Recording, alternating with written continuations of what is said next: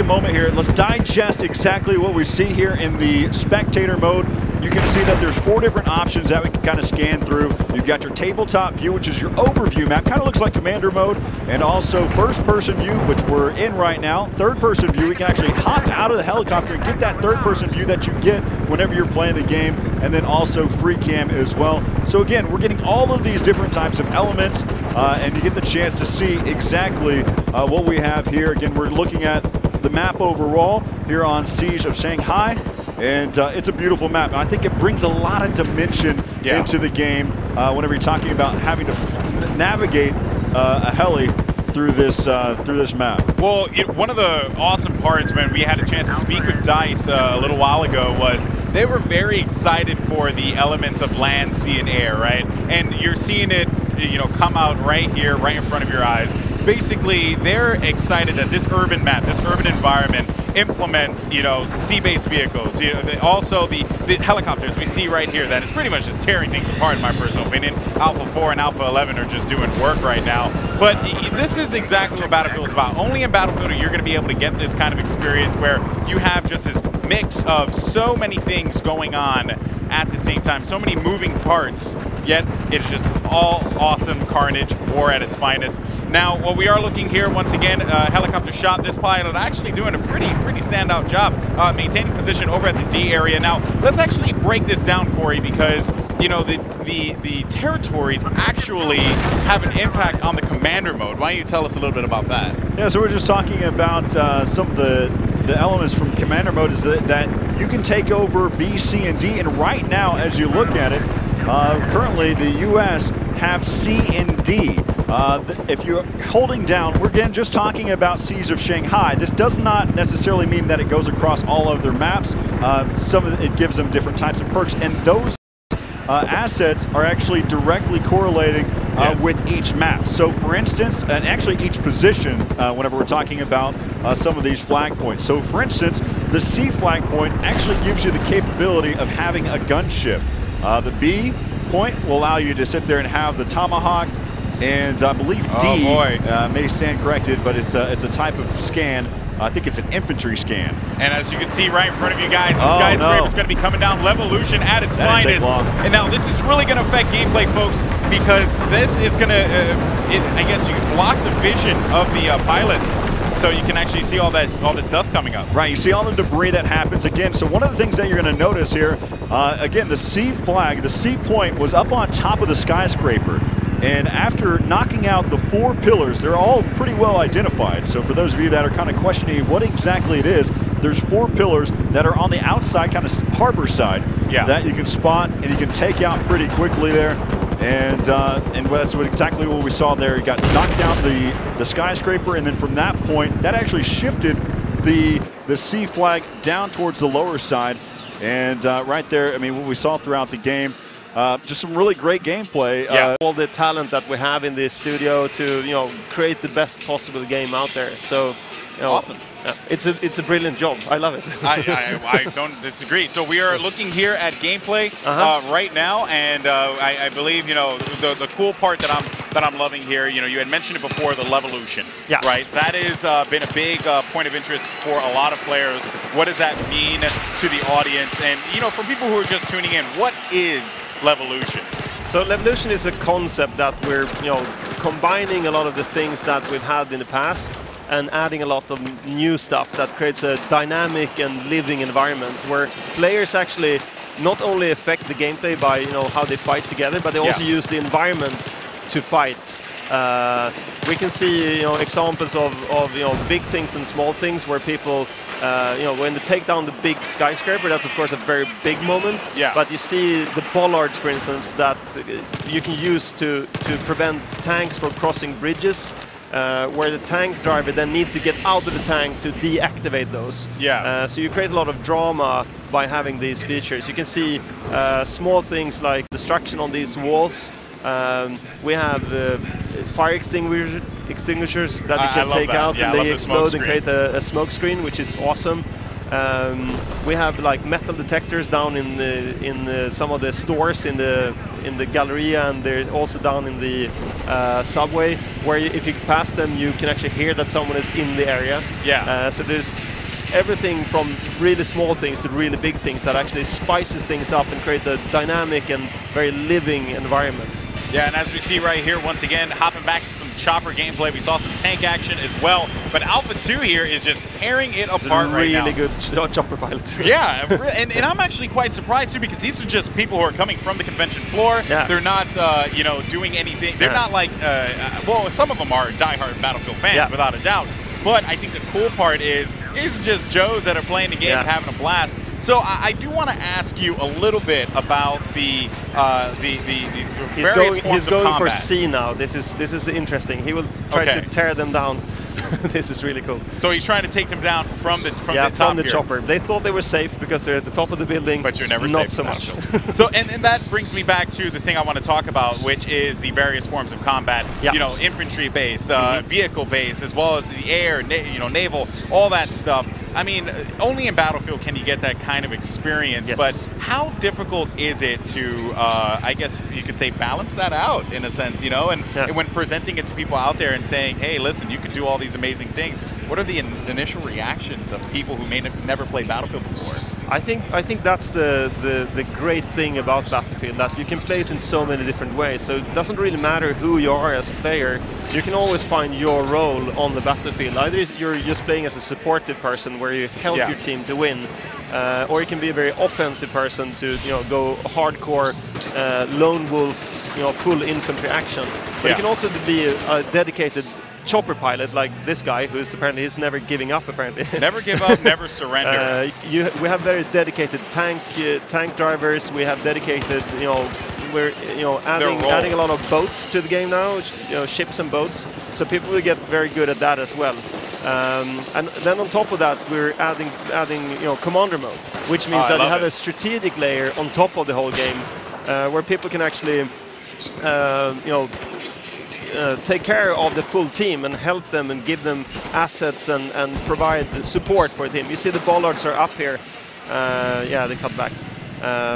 So just looking at how we toggle between players, we can see that all of them are playing the game in a slightly different way, which is exactly what the game is designed to be. Yeah, I mean, as you cycle through the players, you saw there was tank action, there was some helicopter pilots, there was a lot of infantry, which is what I like to do. I like to get down on the ground pound, and rush the objective, push the objective. That's what I'm all about. So, and look at this here, actually, is one player. He's at the top of the skyscraper here, and this is a cool thing, right? Because in the last match we saw, this skyscraper did not last very long. Okay. It was taken down quite quickly, and that guy went jumping off the building. That's awesome. You can parachute. So that adds another element of just gameplay, because that elevated, right? Now it's elevated. It's not brought down, but when it's brought down, though, then the sea territory becomes, the sea flag becomes a much different area. And now when I guess, developing this game, the DICE guys and all that, what was the theory behind the Levolution? Like, why do this? Why change the map? Why reinvent the wheel? I think it lies in the nature of Battlefield, that you want the environment. Games tradition has been very static and very stale, and the gameplay has been kind of suffering from that, because you can easily lock down a map if you know exactly how it's going to play and what it's going to be about. But if you add these layers, the Levolution layers with destruction and different variables that changes the map and changes the environment. Players can actually use that in a very tactical way. So it's not only for drama and make the game look better. It's actually a very tactical choice that you can use it for. It's not just to say, hey, look at the pretty particle effects. It's to say, hey, this is something that greatly impacts gameplay, changes up the what people believe is a multiplayer shooter, and I love that. He jumps in the water, gun-ho status, love that. We have some new, speaking of water, we have some new cool water features. Of course, the whole swimming experience now much better, with both normal swimming but also sprint swim. Where you can swim faster. You can also duck underwater, and you can defend yourself because you use your sidearm while in water. So the water gameplay has improved quite a lot actually. So yeah, I love that's that. really cool. I think it's a really cool element, you know, to bring into the game. I even like the vehicle speed as well. Like you can drive at normal speed, but you can also make the vehicle go a little bit faster, put the pedal to the metal, so to speak, and get to areas quicker. And it really does seem as if the mission this time around, as we watch here, Bravo 24 trying to get down here with that. He's shooting CZ. at a teammate. That's not good. I think no, I don't know. I think they're enemies. Not entirely sure. No, they're the blue tags are your teammates. So. Ah, okay. Well, but here's the thing. You know, just in talking about this. What I guess, you know, in regards to speeding up the action, right? Because everyone was always like, yeah, Battlefield's great, it's a fun game, but you know, sometimes it does take a little while to dive into things, right? Yeah. This time around, you seemed like you had a mission, and that mission was speed the game up, make it enjoyable. Were those things? Is that critical for you guys moving forward into growing the franchise? Yes, very much. As you can see, we changed the whole user interface, the whole spawn screen, the whole, you know, kill death loop is vastly enhanced. So that's definitely a big part of. Oh, here we it's go. Going down. Here we go. So and we knew it was going to happen. The skyscraper's got to go down. Everyone's down with it. Look at this here. The carnage and chaos it just brings. Whoa. Now this changes up the entire gameplay, right, Patrick? Because you can see the wave. And the wave goes through. Now there's dust all across the map, which is going to make visibility very difficult. Yes. But now C is going to be down at the bottom as well. So the pilots will now have a very different, you know, environment to fly in, and only the most skilled pilots will be able to cope with this environment. Yeah. So you got to have that keen eye for and as you said, destruction. you know, this flag has completely changed now. Don't shoot your friends. Oh no! So, actually, no, they're green. So I believe that's your squad. Yeah. Okay. Okay. So I think, but regardless of the fact, though, I mean, it seems as if you know, there's a lot of cool gadgets to play around with. Had a good time actually messing around with the. With just like the customization, right? And I think it's kind of telling that you guys added a lot of things to it, like the canted sight. I love that, right? I've never really seen that in a game before. I saw it in the single player. Didn't think it was going to make its way to multiplayer. You guys pleasantly surprised me with that one. Yeah, there's some really cool features if you go, you know, deeper into the game. Again, looking at the customization, there's a lot of things going on there. With, you know, you can now select different knives, for instance. You can add more attachments to your guns. Yeah. Like canted scopes. You can have flip-up optics, for instance, which is really cool. Yeah. We have the whole Chinese army, which adds a lot of variation to both the guns and the gadgets, and of course the vehicles. You can see some really cool Chinese vehicles in here. A lot of variety. Many things. There's so many new things in the game that you will notice after playing the game for some time. We know that people, when they play Battlefield, they spend a lot of hours in it. So you don't want the game to be too shallow. You want to have this depth that you can figure out as you go along. Yeah, and when I'm looking at the action and all that stuff that's going on, you can see how dramatically different things have been have changed because of the Levolution mechanic that is in the game. This pilot right now dealing with a lot of dust, a lot of debris. Visibility is not as on point as it was prior. And oh man, look at this here, going to be coming down to this tank right there. Nice play by Alpha 02, as he's going to have to scale up on this one. But yeah, so I think that is a pretty cool, you know, mechanic, that Levolution thing. It really does change the scope of the game itself, and really, I guess, add variety. Oh, that sucks. Down. Now, the other thing I want to ask you about is Commander Mode. Yes.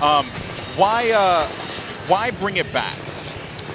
I think it's, you know, we're at the time where we think that, you know, Commander Mode actually adds a lot of value to the players, not only the actual commanders that play against each other, but also to everyone on the ground. So commanders are, you know, adding a layer of strategic value to the actual commanders, but also a layer of, you know, epic action moments for the people on the ground. You know, the team needs to capture points to give the commander options. For instance, the you don't get all your options until you have captured all the control points. So the commander really needs the people on the ground, and the people on the ground really need the commander. Yeah. But that doesn't change the fact that if you don't care about the commander, it's transparent. It doesn't change the game for you. It just you can still play the game the way that you want to play it. Yeah, so it adds a layer of value to those people that care about it.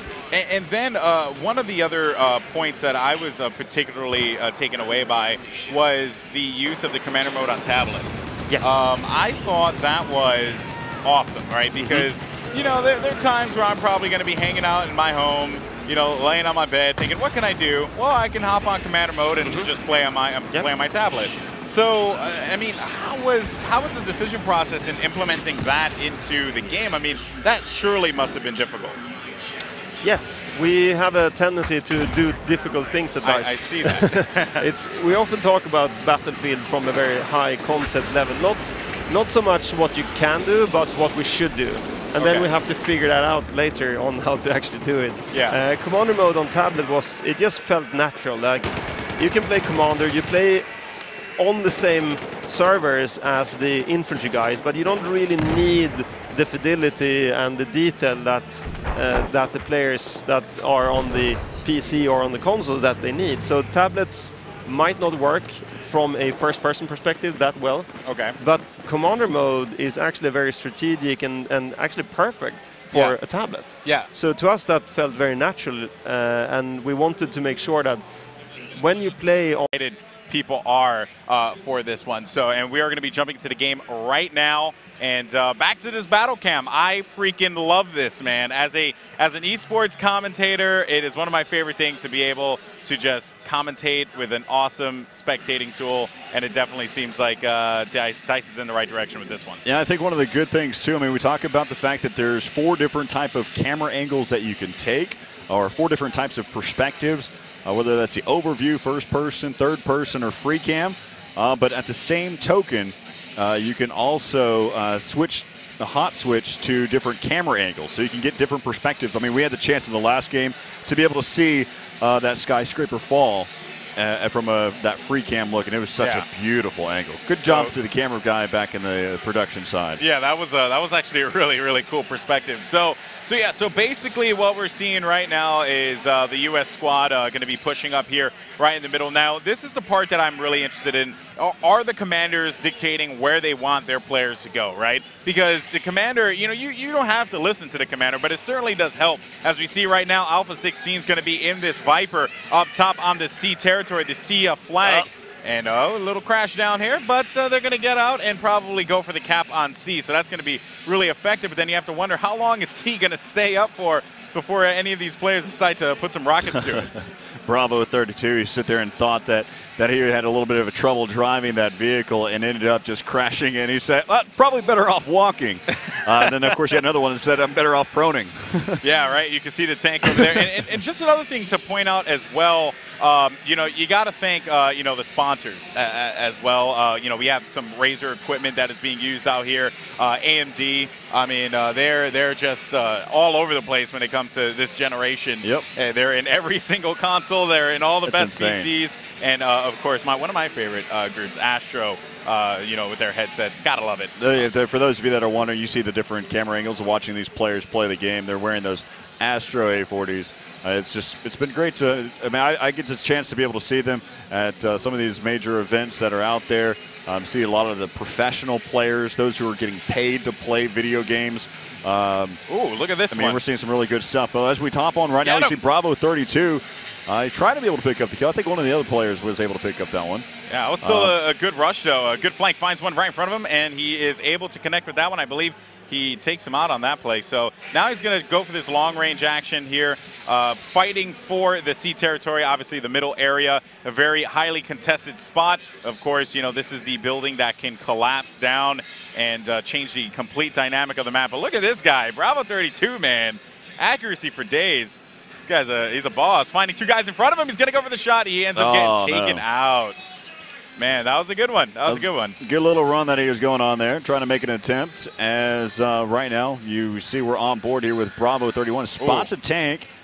Having trouble with that Yeah, you know, can't quite get the rocket to hit the tank.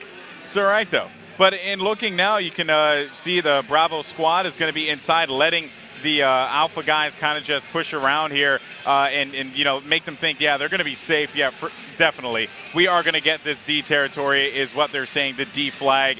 And they're trying to hold this down. You can see the bridge now on the other side. There's some really key components to think about, too. I mean, whenever you're trying to take over these points, I mean, you've got B, who has the Tomahawk to help out for the commander, giving that offensive abilities to the commander. I mean, right. C gives you the gunship that you can look out for as well. But right now you can see right there, you can see that tank is struggling to be able to get by. Why is that? What is he having trouble with on that bridge? Yeah, can't really get an angle on it, but you could see, though, that this skyscraper is it's going down in a bad spot here. It could end up getting taken down. That would make C drop all the way down to the ground floor and minimize visibility. And also, you know, you had mentioned before about that bridge, the bollards. Those are basically things that allow the other team to stop anyone from making their way, advancing their way across the bridge. Love that aspect of it. You know, so just some great balance. Check out this one of the new amphibious vehicles where you see, I mean, look how the casing there, I mean, it's a lot more effective now, I believe. You can see the jet ski on the back, so whenever you exit out of this vehicle, you actually exit out utilizing the jet ski, so you're not just a sitting duck. So that's a huge advantage. And who doesn't like riding on a jet ski? Oh, man. I had a field day. I tried to tell you earlier that I was riding a motorcycle because how far inland I got with that jet ski. Man. So let's see here. Skyscraper now is going to be the flag that we're looking at, the C flag. And it seems like Alpha Squad is going to have some control inside. That's a gutsy move there. It is. But he is going to have positioning inside, finding a couple of players. It's going to be one up top, too. Finding one in front. He's able to take out Bravo 07, so that's going to be a stop for them, as it seems like they're going to be turning this flag in the favor of the U.S. squad. It's a great fight right now going on. Yeah, without a doubt here.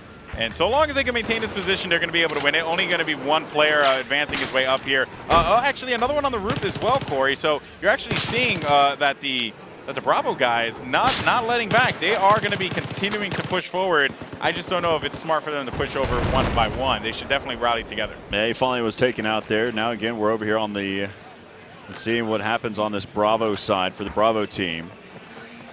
Yeah, and 01 is actually going to dip around the side here. We can see the overhead view as the C is being contested. A lot of Chinese soldiers are going to be blue soldiers. So insane. It really is cool. So this is the tabletop view that you're looking at here, and as you can see, that blue is going to be taking over this territory on C. So they're going to win this one eventually, but it is still going to be a very close matchup between these two teams. All right, so you can see right now they're trying to battle over here in the arcade area. Right now you've got Alpha 08 who spotted one. Ooh. And that was an aggressive approach, but I guess he's thinking, hey, I'm an assault medic, a combat medic. I might as well just go and hop on down. Of course, he's got full packs there to be able to heal himself, picking up some points there as well. Again, they're working those ticks. Chinese right now struggling, 598. U.S. side, 732. Right now the U.S. looks like they're trying to pick up D right now. Yeah, you can see a lot of pressure here coming from the bridge. Alpha 07 on your screen here, finding one guy in front of him, a 7 counterpart, as he is going to be able to close this one out. No, he gets picked off. So that is quite surprising as we jump on board with Alpha 20, who's going to be riding in this truck at this point in time. He's going to be advancing his way over to D, trying to get this control. But I don't know what the benefit is of him driving this one in. Probably should keep his vehicle a little farther back and go support the efforts on the ground there. He's just rocking by. Of course, he's just trying to get through here. Trying to figure out how all-terrain this vehicle really is. Yes. And I don't know if it's all-terrain through this type of landscape. 90-degree angles are not its friend. Yeah, so again, here's another type of perspective. You get that third-person view. Again, one of the things that I love is all the other types of information that we're getting from it so far. You can see that he's got 2 kills so far. He's died twice in this game. I've been playing pretty well. He's got picks up a lot of points there. Finally, of course, he realizes that he has to utilize the road to get around. Yeah, the road, a revolutionary concept. Mind-blowing. Mind-blowing, yeah. But, yeah, so look at this here is 20 is actually going to have some support inside, and they are going to have that gunner on there. So this is certainly going to be looking pretty good for them as they make their way into D. and they might be able to get this control here. So I'm liking this from the Alpha team. Nope, back on the tree. There we go. No. Yeah, you know, sometimes you just gotta for nature. Nature is not your friend when it comes to vehicles. But all right, so looking here at Bravo side, jumping over to the Bravo team as they maintain their control of the east side now. All right, so right now you can see that they're trying to, they're actually finally working together. You've got 4 members who are going to start heading over here. He spots one long range. Oh, he's going to get taken down as well. We'll kind of cycle around and find some players that are in the action. As right now we're back over here with Bravo 2. Bravo 2 holding back. He's, he's kind of out of the picture, but his squad is spawning right behind him as well, taking complete advantage. One of the things, though, I know is a question out there. One of the things that for Battlefield 3, you only had 4 members in your squad, and of course you had that fifth wheel, if you have, was kind of hanging out. Oh no! Getting. I saw that one happening. I was like, why would you go in the street, bro? Stay alive. Please believe in yourself. He gets picked off, though. That's going to be another player. And look at this here. Bravo. Hey, don't do it. Don't fall off the edge so I can get my points, bro. Yeah, right. Don't commit suicide. I got you. Well, I like this here. So they are going to be controlling the. Is that sports on TV? I think so. Hey, man, what do we got on TV right now? But you want to know what, though? It is the skyscraper is coming down 100% here. You can actually see, though, that there was a little bit of an altercation up top, but it is definitely going to be raining death and destruction. And look at this, Alpha 05, 10 kills, 2 deaths. I like that a lot. You know, of course, in the armor, in the tank, good positioning, and here comes the skyscraper. And so for those of you that are questioning, I don't know, I think we mentioned it a couple times so far, but if you're just now tuning in, the one way that you take out this skyscraper, here on Siege of Shanghai, there are 4 pillars that are well defined on the fact that they're unstable, and you can see that 2 highly explosive rockets, you can have some artillery, maybe even some tanks that are shooting at those pillars. Usually takes 2 shots per pillar to be able to take down that skyscraper. And we see how the Levolution has altered the gameplay going into this later part of this map. Yeah, and again, you know, to bring up the dust that is brought up because the building coming down here, you know, that is the thing that you have to keep in mind, how it just dramatically affects gameplay. Air units are not as effective because of the fact that this dust is surrounding here. And look at this, this lone guy. Well, that's a smart move, because right now, unless they don't have the flag, right now, this is where the new point exists. Whoa. It looks like he's been spotted. He's trying to be able to stay alive. Maybe that might have been his teammates shooting at him. But you got that attack helicopter right there. It's going to nice little air battle that's happening so far. Again, right over where that the rubble is for the skyscraper. Yeah, and you know, and that is the cool part too, just to see all these moving parts in action. As you can see, the helicopter is trying to get into some craziness there, but I hear that it is not done. And there, whoa, wait a minute though. Uh-oh, look out! He's going to have some flanking. There's going to be a 3v1 right here up on top of that C flag. And as we see, you know, the thing that I really did like about that push there was they came from the sea, right? It was not an airdrop or anything like that. It wasn't anything that would kind of mess them up. They maintained their position, came through the sea. No one expected them. Great teamwork. And now they have C. Look at that, the C to get C. They had 3 members that worked together. I mean, you had 2th by sea, 1th by land. Oh my God! And was able to take out the 1 member. 2th by sea. Oh man! And another cool thing, you saw that one player actually dive into the water there. We had spoke about it before. There's no like official term for it, but you can swim faster, or as I. No, it's a sprint swim. Sprint swim. It's official. And leaderboard there. Look at that! How different perspective. The ways that you can switch between players. Yeah. Can we take another look here? I know that we're kind of watching some of the in-game stuff, but the spectator mode stuff is great. And having the ability to hot switch, I mean, we saw the tabletop view. Yeah, actually, and how you can sit there and select players that are inside the action, be able to pick a player there. Also, you can look at a player that's doing incredibly well, picking up numerous kills, and watching from their position by going through, holding down the tab, showing the scores, and selecting which player that you want to see at that point. That's just those are great ideas already being put into play in this pre-alpha version of Battlefield 4. Yeah, we just saw Alpha 4 Michael Phelps his way across the water. That's pretty quick. In a very, very quick manner. But yeah, and you could see here, actually, if you see overhead, you just saw it in the bottom left of your screen there, there's a UAV that's actually circling around. That is done by the commander. Right, and also the squad unit has actually made, the commander's also made a designated point of where he needs to attack. So again, the commander showing different efforts to help out his squads to make a move. Again, one of the cool things from the commander's perspective, you actually can select each squad that you would like. So if you want your Alpha squad to attack the B flag, you select on the Alpha squad, and from there, you select exactly where you want to go, and you can order them to attack.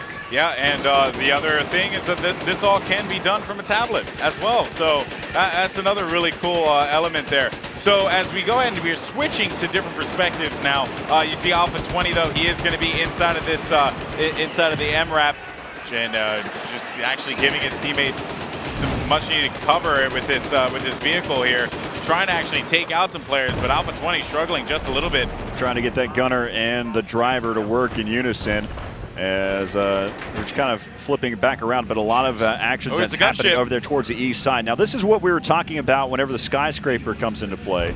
But right now, you can see that you've got the gunship from here from afar, the AC-130 gunship. Again, that was because the fact that they picked up that C flag point. Yeah, and the other thing, too, to point out was the vision was very, very blurry because of the fact that the dust was kicked up from the building falling down. So that really does change things quite a lot. And, you know, while the AC-130, more than you know, it definitely is. Uh-oh, look out, counterattack, F. Oh, I don't think that worked on him. Yeah, but again, that's just another great perspective. I mean, I had the chance to be able to sit there and talk with Carl Magnus, and he brought up the fact that there's also counterattack. So whenever they're coming back around, you need to look out for yourself. If you're quick enough, if you're hot on the trigger, you can kind of counterattack and hopefully stay alive. That's really cool. I like that a lot. I actually had no idea that that was in there. So that's pretty awesome. Way to go, Corey. I got you, brother. Yeah, you know, that's why we're the dynamic duo. Yeah, we give a different perspective on both sides. You know, with your console background, really having an understanding of PlayStation 4 and where it's going, and Xbox One and where it's going, and some of the cool things that's going to happen here for Battlefield 4, watching the 64-man servers. That's right. You know, it's another great thing. I mean, but a huge shout out real quick to some of the sponsors, some of those that are making things possible. Shout out to Twitch for making things happen here, giving us the ability to stream out there as well. And also, one of the great things too is the fact that you know, Amazon is going to be helping out as well. For those of you that want to pre-order Battlefield 4 now, head on over, make sure you click the tab button, create a new tab, continue to watch the stream, and pre-order Battlefield 4 right now on Amazon. Yeah, that's right. It's really cool stuff. You know, we're being featured on there. And we also do have some awesome interviews as well all day long. I believe Daniel Petros is coming up next, if I overheard correctly. Yeah, he's one of the people to talk to there about the spectator mode. We can kind of dive down deep into all the different elements that kind of come into play there. Yeah, and like I said before when we hopped into this game, I'm so happy for spectator mode. I'm so happy that this is here because it really does, you know, it shows that there's an even broader vision for Battlefield. It's just allowing people to do this from the comfort of their home. It's just so swell, and I'm a big fan. So, yeah, so we actually see here that Alpha 13 rocking that RPG now, and they're going to be pushing B quite aggressive in the Metro now. But it seems like that is the end of the game. We were running down on our tickets. They couldn't get to B there for Conquest. But again, it's been a lot of fun to watch. I mean, a huge shout out to our camera guy. They're in game, kind of giving us different perspectives. I mean, we had the chance to be able to talk about it. We'll, of course, be able to dive down even deeper, talking about the spectator mode. That's I'll start asking the questions about how you switch whenever you're showing the scoreboard. Then also from the tabletop view, we're going to get down to the nitty-gritty whenever it comes down to talking about the spectator side. And we'll do that coming up after the break. And we'll bring in a whole new set of exhibition players to be able to check things out. I mean, again, talking about the spectator mode, Daniel Petros coming up next right here from the Battlefield live stream. We'll be right back.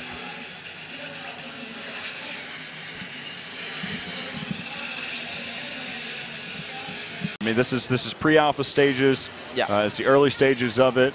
Let's go and talk about some of the elements that we see within the game right now. So let's go and talk about, I mean, right now we're in first-person view. Yeah. What are some of the other elements that we can kind of see within this GUI right here? So basically, you have the mini-map, you have the ticket count. You can see, this is basically replicating the first-person view of the player you're spectating. Right now, it's Bravo 24. You can see exactly what he's doing, the ammo count, all that kind of stuff. So basically, this is the closest you get through the in-eye camera.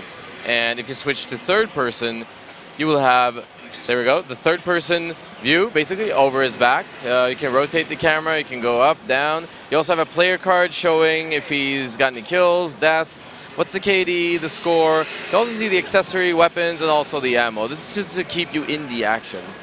I really like the aspect of right there. So right now, it's based off of what weapon he has in his hands at the time. You saw that he pulled out, he's got the M9 right now. Yeah. And you can also see that there's no accessories, there's no additional attachment. He's got the standard barrel that's on it. So a lot of that's great information, especially with such an educated Battlefield community out there. That type of information is key and pivotal looking at the game. Also, like you stated, you see how much ammo he has. Just the good facts right here in this point. Something I'm going to ask a question right off the bat, though. How is the Q and E? So I see those are going to be your previous and your next. Yeah. But how is that? Is that based off of the geography, how close they are to someone else? Is it based off of how they are on the scoreboard? It's based off how they're structured in the scoreboard, basically. Okay. Yeah. So that was third person. And the scoreboard, right, we have it right here. If you click one player's name on the scoreboard, that will take you to the first person view. That's a quick way of spectating someone. That's a beautiful So thing. you have different ways of joining in. When we first designed this, let me stop right there and just say, we as in we the team. The team who has been making this is an absolutely amazing team. They're fun to work with. They're super professional, and look at what they've done. They've done an incredible job. And also to our game team over here, we blew it away yesterday at the press conference. I mean, absolutely amazing. So all the love to the team. And every bit of that was live. Yes. There was nothing that was, there was no video rendering. There was no, they weren't just standing up there, just hanging out. There were 64 players out there. Yep. The fact that they had Carl Magnus out there on a tablet in this early stages of Battlefield 4. That was phenomenal for me. Let's continue talking a little bit more about this. So again, like you had mentioned, the first-person view, you've got your mini-map. This is basically copy-pasted from what you see in the first-person view of an actual game. And then third-person view is, of course, third-person. The free cam view, this is my favorite, though. You have 5 different free cams. Right. And with these 5 different free cams, if you spectate with one free cam, like we're doing right now, floating around and then switch to another one, you will have another free cam view. If you switch to another one, you'll have another one. And you can alter the speed of the free cam. You can place it anywhere, and you can always go back to the same spot, and it's pinned down. So basically, you can create some cinematic shots out of that. So my first question then, with that being said, again, this is a great, thanks for the camera guy, giving us the perspective of where those positions are at. They're using the tabletop. If we go back to the free cam for a moment, while we kind of talk about this, my next question that I have to ask is, whenever you're in free cam mode and you're using one of the presets, so we're in preset 1, and you're moving about the map. So right now we're on preset 2. If we move forward and get inside of the skyscraper, and then go to preset 1, and then come back to preset 2, are we where we first began, or are we you're always where you drop the camera? So basically, see yourself as a stick figure walking with the camera. If you switch to another one, you've dropped that camera at that spot where you picked up the other one. So there we go. That's how it is. And we also have the tabletop view. The tabletop view is basically, that's your orientation map for being a spectator. You have the picture-in-picture. You have, if I press, you see the green helicopter over there. See the green That's helicopter. pressed, and you can see all his squad mates. If I press another squad, I can see the other squad mates. Getting the chance to actually see those rockets come out and actually see the shots being fired.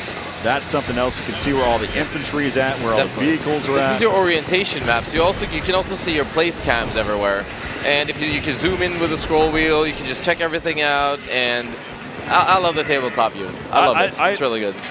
So one of the things that whenever I watch any other games, one of the coolest things that we always talk about is having the ability to see the overview and click Yeah. what player we want to see Yeah. right then and there. I think what's And great you can is do that as picture well. in If you picture click, too. if you click a player, you will go into the first-person view. If you click a vehicle that's being taken by a player, you get into first-person view. so that alpha member right there was just Yeah. selected. And when we designed this, I mean, we took a look at spectator modes all over, you know, all across the years, and we looked at esports spectators. And for major esport events, major esport games, it's cool to have a good spectator.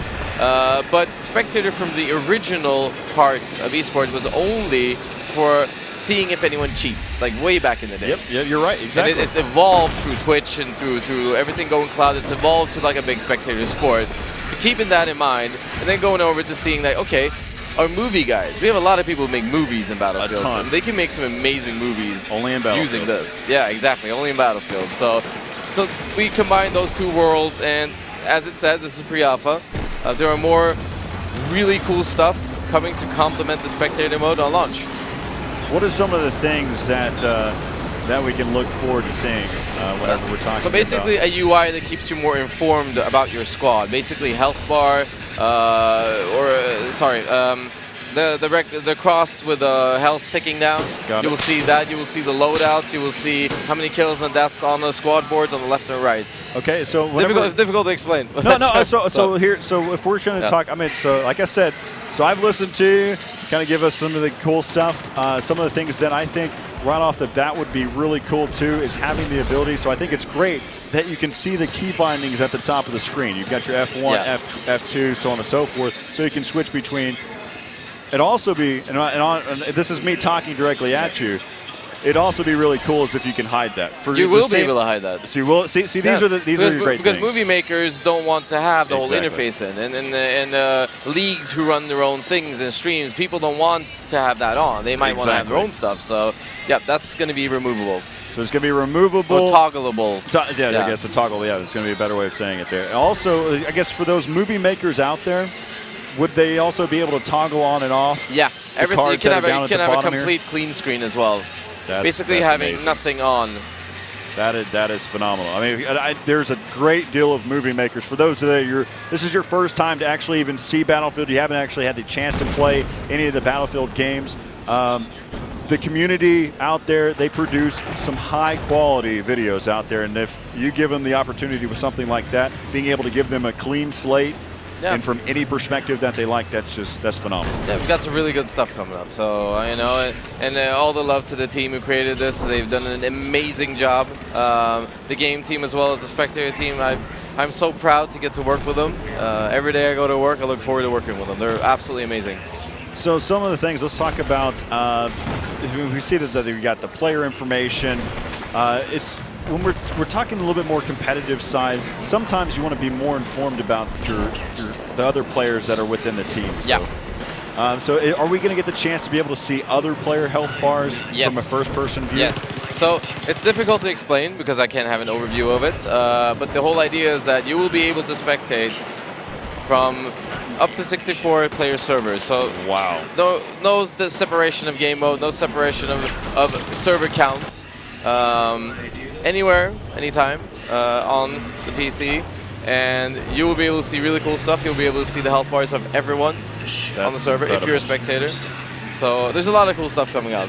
That's incredible. I look forward to every single aspect, so I have to ask for the community's sake, how much feedback do you really listen to? Oh, a lot. We listen to a lot of feedback. I mean, post BF3, we collected a bunch of feedback as well because that's what you do when you put out a new game. You start collecting more feedback.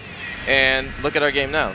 Yeah, I would say I could go around to any Battlefield forum and just tick the boxes after what we've done here at E3.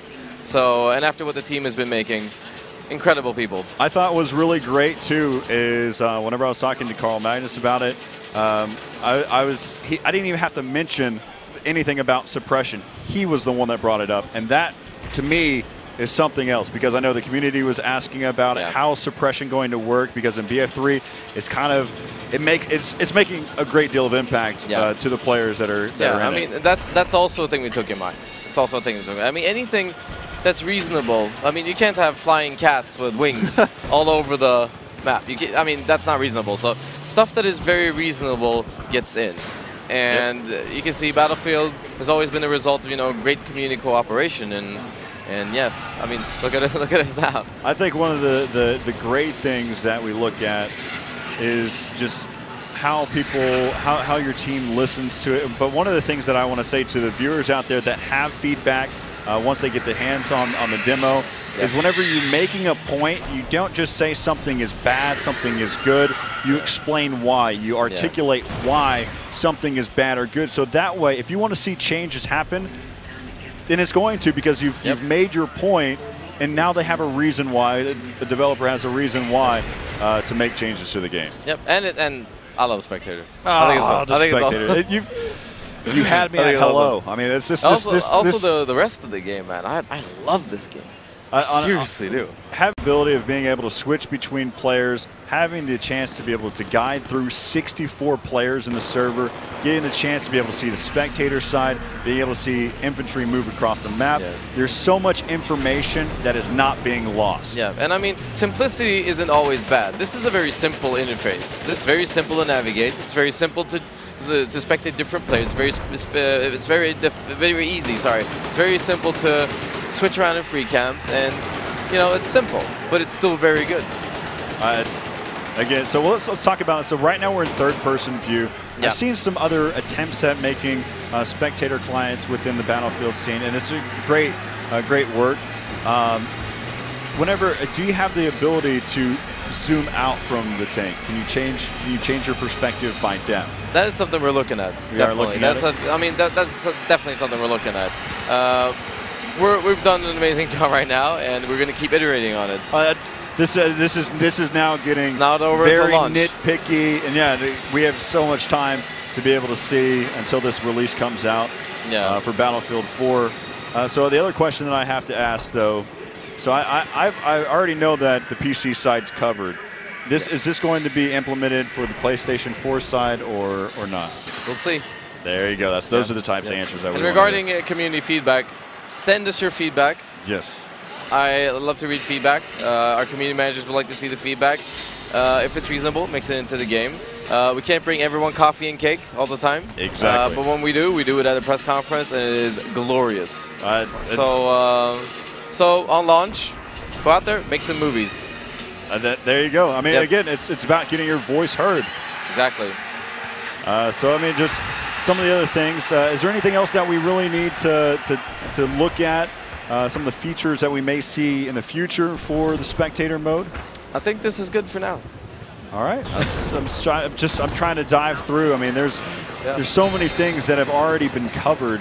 The fact is, I mean, with the tabletop view, if we can go ahead and switch over to, we'll kind of run down through everything. So as we look at the tabletop view, of course, this game is wrapping up right now. You have the ability to see every bit of the action. You can see all the infantry. You can see all the vehicles. You can actually see your own camera, so you know where they're positioned at. Yeah. So to sum it up, the tabletop is your orientation screen where you are neutral. You don't belong to a specific faction. You're completely neutral. You can see everything. You can click on basically everything and join through first person if it's occupied by a player. And first person is first person, replicated.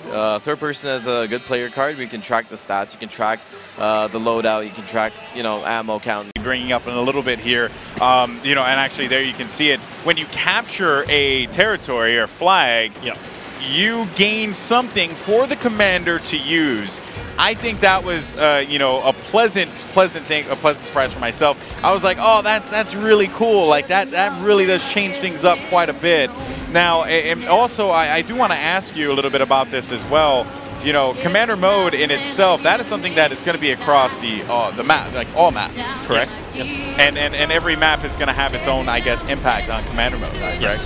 So that is actually some pretty cool stuff. I'm pretty sure a lot of the community is really stoked about. Yeah, I never liked the fact that you had within the main base back in Battlefield 2, you had all your assets in the main base, and there was no reason to capture flags other than to win the match. We wanted to give it, incentive for the commander to capture flags and actually get his squads to do it. It's just, we want, in general, we want actually to get the feeling that that you were helping the commander and the commander was helping you.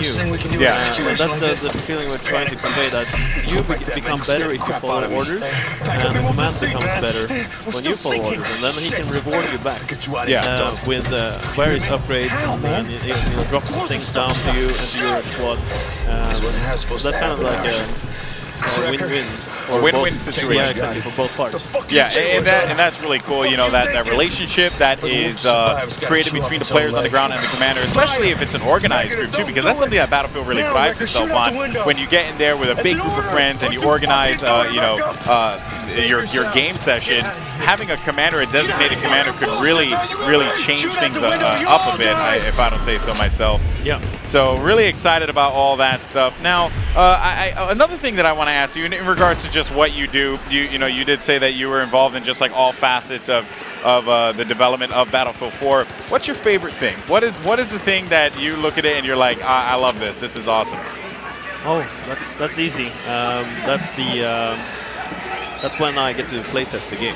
When you get the playtest. Yeah, when we get the good playtest running. Yeah. That's the best.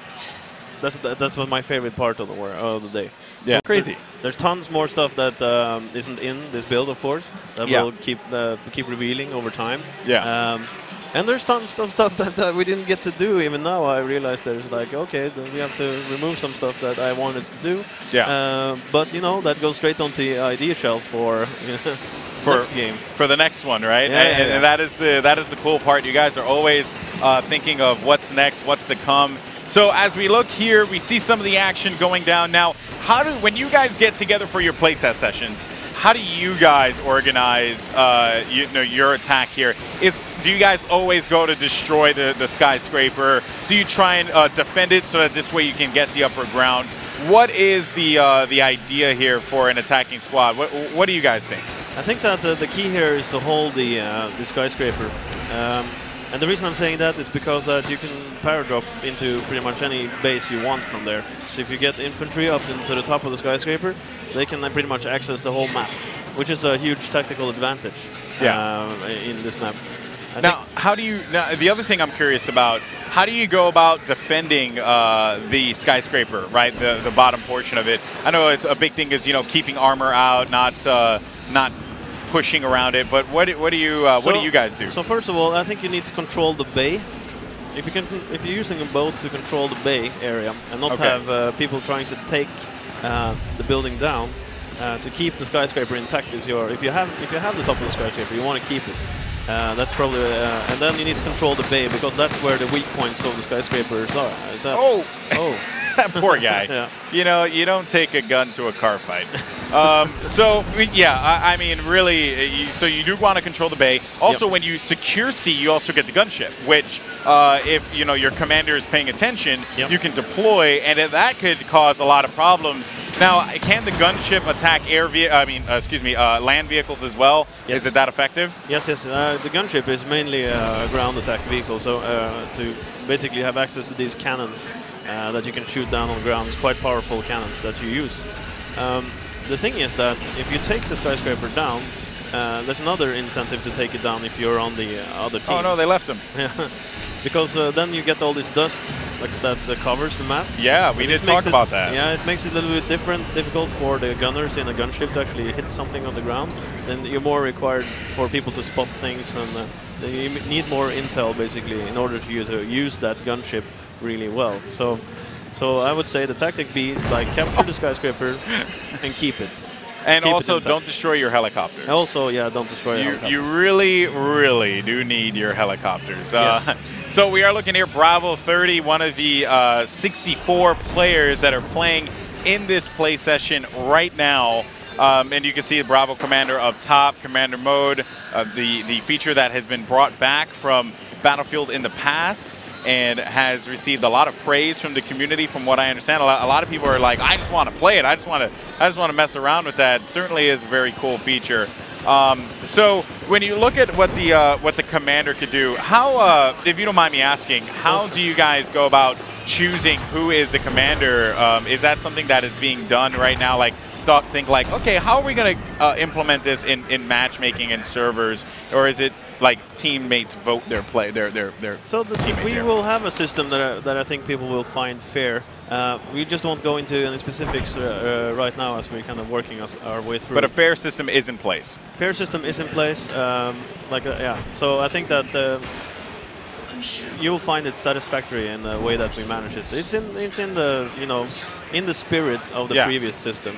Obviously, there's a lot of new things that have been revealed, and there is a lot of stuff that, as time moves on, is going to be announced and shown. So, hopefully a lot of people out there are pleased with that, and I think that they will be. I think that I think they trust your judgment, your guys' judgment in bringing a fair and just system for Commander mode. I know that I'm excited. I want to be a Commander like all the time when I play this game. I actually don't. Don't get me wrong. I'm pretty good on the ground, but I just want to shoot some artillery at people. That's what I'm all about. Yeah. So now the other thing too is, have you guys just in the process of just talking about the scope of Battlefield 4, what is the one thing that you look at this game and you're thinking to yourself when you see it implemented, when you see it work, or when you put it in there and it started to work, you were just like, that's gonna be the hook right there. What is that hook that you think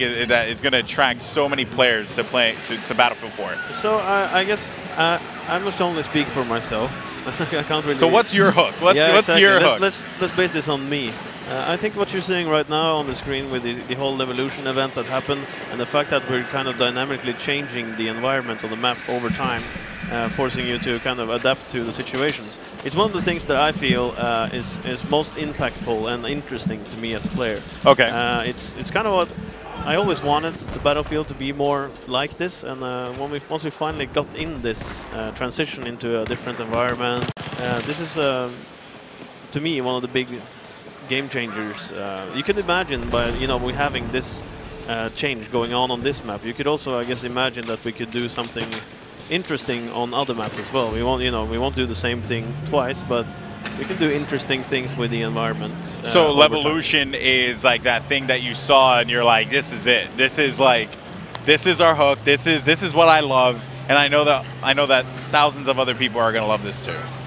Yeah, one of them, and I would say Levolution isn't a feature per se. It's more like an umbrella term or a design choice that we're trying to tie all the things together in the term Levolution. So it's, but I think the other thing that excites me personally quite well is the fact that we finally being 64 players on console. Yes. 60 FPS. Yes. These things is a big thing for me. It's something that I always were a bit sad that we hadn't before. And now finally we can do it, and then it excites me tremendously. Let's talk about that, because you see, I am, I'm a console player through and through, and I know there are a lot of people that are watching right now that are console players as well. Yep. And they are thinking, oh, I want to get my next-gen console, and look at this, you can actually see the Ballards in action right there. That tank cannot cross because of the fact that Ballard is there. I love that. It just really balances things out. Doesn't allow the tanks to have free roam wherever they want to go. You keep on trying, guys, but just get out. Just go and push the button, bro. Yeah, exactly. It's right there. Push the button. And then get sniped. Yeah, right. Just waiting for someone to jump out. So in looking at the console and bringing 64 players, what were the challenges with that? Were there any challenges, if at all? There's tremendous challenges, both in engine and on content creator side. I don't think this is a good idea. No. I don't know what I don't know, but we left them because we knew where that was going. That was gonna go nowhere fast, and all they had to do was just push the button. Exactly. The little things in the game that I think really are awesome. So before we go into the little things, let's talk about this real quick. Let's talk about the next-gen consoles 64 player maps. Was that something that when you saw the PlayStation 4 and the Xbox One, you said we got to do this? This needs to be done. I think that when we first heard about we were going into a new console transition, that was one of the first things that we said. You know what? We must do this. We must go 64 players, and we must go 60 FPS. That's the and since that's. That was the goal, basically the mission. We decided that right there. It was just a natural fit, you could say. It's just something that I've always wanted to do, and so now we finally are able to do it. Yeah. And I know that's also been requested by quite a few people out there. That but what this really means for me personally is that finally console players can experience the Battlefield that the PC players have done for quite some time. I've been raving about, yeah. Yeah, 60 FPS and so it's super exciting. That's one of the things that I think will make a difference for console players by quite a lot. Now, how, if you don't mind me asking, how in depth are you, or I guess you could say, what are your thoughts on the customization? We saw a lot of cool attachments, me and Corey, when we were messing around with it, like the canted scope, the green laser sight, the regular laser sight as well. Customization, that is certainly something that you guys are definitely embracing. As you did with Battlefield 3, is that, is what we're seeing right now, we're going to see more down the line? Is that like a taste of the treats that we're going to get when we hop into the Battlefield? Yeah, absolutely. I think, from top of my head, I don't remember how much pieces of customization you have right now, but there's a lot. It's so much more. There's a lot. We added customizations to sidearms, which I'm quite excited about. Yeah, I actually saw that brought up in, actually, it was in Reddit, ironically enough. I was going through Reddit, and someone was like, did you notice that? And he had the pistol with the sight on it. So that's pretty cool. Definitely something very different for Battlefield that hasn't been done before. Do you like that personally? Is that like something that you think about? You're like, yeah, I really do enjoy scopes on my pistol. I remember playing recently, and there's quite a few people. It was a point in time where the DICE people had access to a gun with that no one else had access to. Which I think it was like a gun with a silencer or something like that. And people were like, "Oh, Alex, you need to die so I can pick up your weapon and try it." You know, just for a sidearm that had a silencer on it. So I think that this is something that people wanted. I think they want that creativity to be, if I want the silencer sidearm, or if I want that scope on it, they can do it. If they don't want to do it, then it's fine. Then it won't change the game as much as perhaps customizing your main weapon. But it's definitely something that for those who really dive into the details and really want to cater to your specific experience, then that's something that I think people will appreciate quite a lot. Yeah, and without a doubt, it really is something that I was pleasantly surprised by. I know a lot of other people were like, "Whoa, this is crazy," because again, like you said, it was a requested feature. It was something that people wanted to see before, and now it is being done finally. And then the other thing that I want to ask you about too is what we're about to see right now. We saw actually this player hop into the water, but you can go under the water now. What's up with that? I mean, how why put that into the game? Did you want to get those cool epic moments where they come through the swamp like a bunch of bad guys just doing their business? No, it wasn't actually that. It was just that when we started, we added these networked waves, right? Okay. So basically you can have big waves networked, so you can drive boats across, basically rolling sand dunes that are changing the environment all the time. So when we started to play around with, this in multiplayer specifically, and so we realized, it feels a bit stale now that we need to add more interesting things to do in the water. Yeah. Exactly. So one of the things that was a big problem in previous games when you were in water, you were basically a sitting duck for people to shoot you. Yes. So basically we wanted to, okay, so what can we do here? Okay, let's dive under and see, and so you can swim for a little while, and basically that's there. And Amazon, make sure you head over and pre-order Battlefield 4 now. And a big shout out to all of our other sponsors. I mean, again, Twitch helping us out, doing some live streaming here, AMD. But let's go and hop into the game and really show off, again, what our gameplay has to offer here. I mean, again, Battlefield 4, we've talked about the spectator mode. We've talked about in-game things that have been added to the game. There's just so many different elements that have been brought into the game. And one of the things that I think that's kind of interesting is we've been talking a lot. We've been kind of diving into some things. I think it would be a nice little change of pace to kind of give a perspective of what shoutcasting really is. Corey, taking advantage of it. I don't think that there are two other human beings on this planet that could do what we... No, seriously, I like though. where you're going. That's like all... I mean, I was like really into it, and then I like dialed it back. My humbleness came into place. Well, real quick, though, I just want to give a massive, massive shout out to the Reddit community. I am posting on there regularly. Those guys you know, you were not kidding when you said this is an intelligent audience. Oh, they certainly highly are. intelligent. And it really has been cool. They've been soaking up every single bit of information that has been given out by the DICE guys, and as well, you know, as us as well. You know, we're players. We play these games. Corey is you know, a veteran in the PC gaming world. I come from a long time, a heritage of playing, and heritage, I use that word, Nice playing heritage. console gaming. It's in my family. It's in my blood. It's in your blood. You know, it's a console gaming family that I live at. But seriously though, so we are very much just fans of what we were seeing, and what happened there. All right, so I think what's happening is, and this is probably, you know, curiosity killed the cat, right? Well, same situation's happening here. They're trying to figure out what exact pillars can be destructible, especially since we see these Levolution things. Hey guys, just wanted to give you a heads up there who are playing the games here. Of course, we've got 64 players playing right now, 2 commanders that are actually, they're not even taking up any designated spots. So I think one of the things that's been kind of confusing for those of you that are at home that have been watching, we've been utilizing the spectator mode. And I know I agree with you when we look at, I think you just blew up yourself. But whenever you're looking at it, I know you're trained, for those that are in the Battlefield community, you're trained to shoot at the orange or shoot at the red. Well, in spectator mode, it's designated for one team to be one color and another team to be the other color. So currently what we have here on Siege for Shanghai, the U.S. is blue and the Chinese are orange. And so depending on which team we're on at the time, then we can actually tell which, you know, whether it's blue or orange that we need to be looking at. So we'll try to keep you up to date right now. So right now, since we're on the Alpha side, we are on the U.S. side, then they're going to be shooting at the Chinese opposition.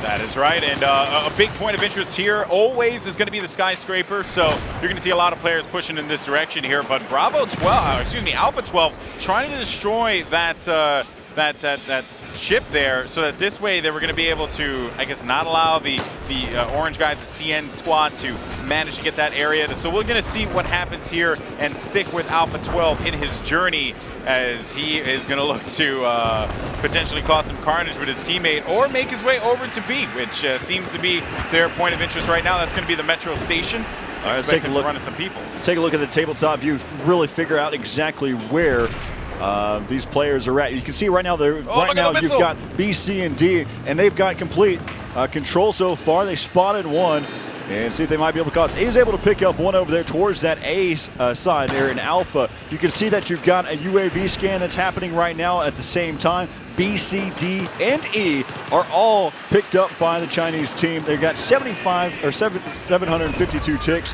there to US 615. And so you can tell that they're in complete control and taking complete advantage of the commander mode. Since they've got B, C, and D, well, that means that they've got control over some really great offensive perks. Yeah, without a doubt. You know, bear in mind, folks, that for every territory that you control, you get those perks that the commander can utilize to assist you in the battlefield. So you see Alpha 14 finding a couple people over by this alley here. A couple sloppy shots, but, you know, probably trying to get his bearings together. Could potentially throw a scope on that. Maybe could benefit him a little bit more as opposed to going for that long-range gunfight with the iron sights. But, you know, I respect his hustle, so he's going to keep on going and in fighting the good fight. So, and look at this here. A lot of CN fighters, actually, CN infantry going to be near him at this point in time. Tank's going to be there for support as well, able to lay down some cover fire. That tank is going to be assisting, and it seems like they're going to be winning this area here at the very least. Oh, look, he's trying to be able to slide in. He's got the C4. He will be taken down. As, again, the Chinese have been in such control so far, but they have lost C, and it looks like that B flag is right now under contest there. You just spotted one, and we're right now on board with Alpha 13, but there's quite a few members that are over there towards that B side. You can see that the Alpha commander has made the call that they need to attack B right now. They're going to leave C open, but they need to attack that B side, but you got to be on the lookout. There are so many Chinese players there for the Bravo team inside of that B flag area. Well, they have C, so that means that they have the ability to use the AC-130 gunship, right? Right. Now, whether or not that becomes a factor into the game is going to be a different question. Whether it's already been used as something that we don't know at this point in time. Well, one of the things, though, too, that you brought up, too, is the AC-130, that gunship. The question is the skyscraper still up? The reason why that's being brought up is because whenever that building falls, not only does it change the flag, we've talked about this numerous time and time again, but it brings up the debris, which whenever you're in the AC-130, whenever you're up there in the gunship, it's so difficult to see because of all of that dust and debris.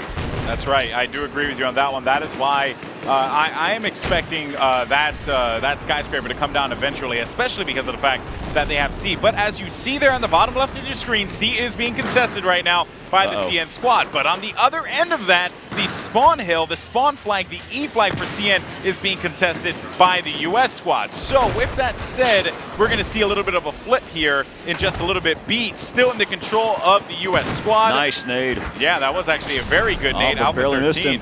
Oh, look at this. He's going to clean this one up here. Got him. Oh, what are you? He's trying to be able to go for the melee. As right now, again, we're on the Alpha side, so this is not messing around at all. I think he's trying to figure out how to get unprone, as he's trolling him right now. For everybody at home, here's your first moment in Battlefield where he's just kind of toying with the fact he's laying some M15 mines down. Of course, that's not going to make any cause any damage to an infantry member. But he's just toying around with him right now. Ooh. As I think at some point he probably is going to get taken down. Of course, you've got one of the vehicles here. As you go back, you can see the bollards there that are right there on the other side.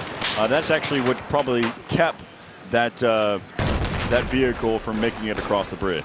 Yeah, and the bollards are something that we haven't really spoken all that much about, but it is such an important... Let's go and let's hop into the free cam for a moment and head over there towards one of the C towards the skyscraper and take a look at the bridges so far. Ooh, so right now you get the beautiful perspective of, and you can see how they've got such control, and probably a bunch of scouts or sniper rifles that are being utilized up here. Yeah, without a doubt, you can see, look at this, free cam at its finest, folks. And some great camera work, you know. You got to give him some credit. He was going with the slow, dynamic visuals. That's one of the things that Daniel Nustro sit there mentioned, that you have the capability of changing the speeds of how fast you move around the map. So again, right there. So if we need to get into the action quick, we can hop right into it. Or if we need to slow things down, we can get really down into it. I think your voice really lends to that, Corey. That's it. We were going to switch it up every now and then. Into it and slow it down. Slow it down. Well, right now, the way we're looking at here, we have the free cam mode. We see Alpha 05 with that tank. And you know what? It seems as if they are going to get super aggressive. I believe that is going to be the B territory that is being flipped right now. So let's see what's up with the tabletop, if you don't mind switching. Excellent switcher, man. Yeah. So. Oh wow! Look at the Chinese. They've got control over 4 points right now. But you know what though? They have not. The Tomahawks coming down for the U.S. squad. And here, actually, they only have one Tomahawk here. That's going to really change things up. I think it's going to end up going. No, it's not. That tank is not going to get hit by it. But look at this. A Tomahawk coming down for the CN Let's take a look squad. at the helicopter right there. We've got 2 that are on the screen right now. Let's go and hop on board with them. You can see the picture-in-picture view so far.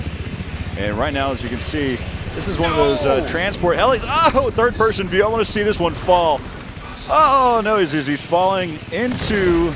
actually, he's going to be able to stay alive there. With that handy-dandy parachute. You just saw him glide down there right at the bottom. So the skyscraper still very much up at this point in time. I guess maybe they don't want to take it down, which makes sense. Oh, and just as I said that, I need to just shut my mouth. Yeah, it's just in how long it's going to take. Yeah. And again, it's one of those elements. Sometimes it can happen early in the game. Sometimes it can happen later in the game. But for this instance, it took a lot longer, and sometimes it doesn't even have to happen at all. Again, just changing the dynamic of the game in Battlefield 4. Yeah, let's and go and as you switch can over see, to all a that first-person dust. view now. All that dust that's coming up here. So let's see what's going on with some of the footmen, the infantry that are out there as we jump over to the first-person perspective. We saw the skyscraper come down, how the dust is going to be affecting the field of vision for all of these players. It really does change things. The Levolution, again, that they had presented at the press conference, you know, what better way to see it than with live players feeling it and understanding it. But now, as we talk, Bravo pushing up here. Good kill there, as that was going to be Bravo 29 taking out one. He's going to get that AK-5C. He's switching over here for the Scout now. He dropped his AK. Okay. Must have not had any ammo in it, but right now you've got, they're over there towards the arcade right now. Of course, he's been able to pick that one up. Of course, Bravo doing a great job so far. The U.S. have been struggling so far. A sea of blue there as that Bravo player ends up getting taken out. 07 now. And also for you guys back at home, so we can remind you once again that the spectator mode, it is one team's blue and one team's red. Right, the U.S. are blue, so disregard what you see in the bottom left-hand side right now. The U.S. are actually the blue members that we're seeing, and the Chinese are the orange people, or the orange HUDs that you see. Exactly. So, and that is, and again, this is it's all confusing. It's all, but it's all spectator stuff. Exactly, and this is all pre-alpha. So that is why, you know, we heard what's that gentleman's name, Daniel Petros, talking about it, and there's just a lot of cool things that are going to be coming down the line here. I'm really excited for it. They're super pumped for it. When I talked with Alex, he was just so gung-ho about all the new features, and even just some of the other things too that I guess were, you know, the smaller things that he appreciated, such as, you know, the Ballards and things of that nature. That is why when you look at what we're seeing right now, this is all just such innovative gameplay. It's so early in the design of everything. This is just the beginning of Battlefield 4. Yeah, these players are, this is pure dominance so far for the Chinese here for the Bravo team. Yeah, they're gonna. And so that's his teammate right now. For those of you that are at home having any questions, for those that really are Battlefield enthusiasts, they're like, well, in our first-person view, that's what we're supposed to shoot at is the orange. Exactly. And so right now, currently, since he's playing for the Chinese, he's going to be shooting at the blue team. That's right. Ends up picking up an LMG as well, so that's going to certainly help him out a little bit. You can see that U-100 MK5 on the ground there. But he's just going to hang out. And we're actually getting pretty close here to the end because, you know, the Chinese have been dominating this game, 282 to 680 to 585 in the ticket count at this point in time. Quite surprised by that. We've been seeing some pretty close games this entire day. Yeah, we can go ahead and kind of hop around here. You can see that looks like Bravo 15 needed to hightail it out of there. Yeah. It's actually 16. He had to bounce out of there and utilizing that jet ski. Again, I think that's such a smart idea. It is. And being able to hop off of a boat, off of an amphibious vehicle, onto a jet ski, and be able to bounce out. Yeah, and you can see this Bravo player here. Bravo 16 going to come up to a couple players, able to eliminate give me one. those dog tags. Oh, man. Ends up taking out one player on that one. So that's going to be a good win for that Bravo player as we jump on board to Bravo 14 now. And he is going to be looking to see if he can catch anyone. But you can see that sea of blue, the Alpha Squad on the other side there. They are going to be contending. Nades flying everywhere, and I love the fact that we see where everyone is. We kind of get a good idea of the scope of things. Yep. Certainly is a welcome addition to Battlefield. Yeah, so I mean, we get to see such a great dynamic of the game. I mean, we're seeing so much information that needs to be said. Yeah. I mean, whenever you're spectating a game, you want to know everything that's going on. When we're talking about sports, it's easy to digest some of the things that are happening because you can see all the players on the field. But whenever we're talking about a team first-person shooter, it's highly difficult to truly explain this stuff. Let's go ahead and continue to check out some more gameplay of Battlefield 4 right now. Again, the environment's great. The map, for those of you that are just now tuning in, whether you're watching from twitch.tv, whether you're watching from Amazon or battlefield.com, we're on Siege of Shanghai. It's a beautiful map, very symmetrical. It's kind of got a horseshoe shape. And also, again, has that bay area that comes there in the middle. There's a lot of destructible points. It's, of course, the new features that kind of involved with the Levolution, also the Commander mode that's been implemented in here, and one of the cool things that we've seen, of course, is the sea side of things, the ocean front with the amphibious vehicles. Yeah, that's right. You know, lots of changes into the maps of the maps, as you guys, you know, have seen all day long. You've seen all the different ways that Levolution can impact the experience of Battlefield 4, but we are going to be on board here with Alpha 27, who is going to be playing for the U.S. squad. All the Alpha guys are going to be on the U.S., and the Bravo guys are going to be on the CN squad. And you can actually see that, there we go, actually, some Alpha guys finding Bravo players. Let's hop into the hit a few first-person of them. view. See how well he's controlling this one at this point. He's got one so far. And I don't believe he was able to pick him up. He was actually able to hide behind that middle island and see if he might be able to come back around. He's still alive, and looks like his teammates were able to help him out.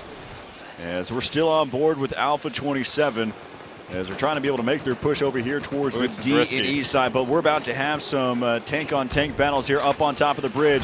He's being fired upon. A lot of damage being caused here. As they're going back and forth, he's trying to go for a ram of some sort.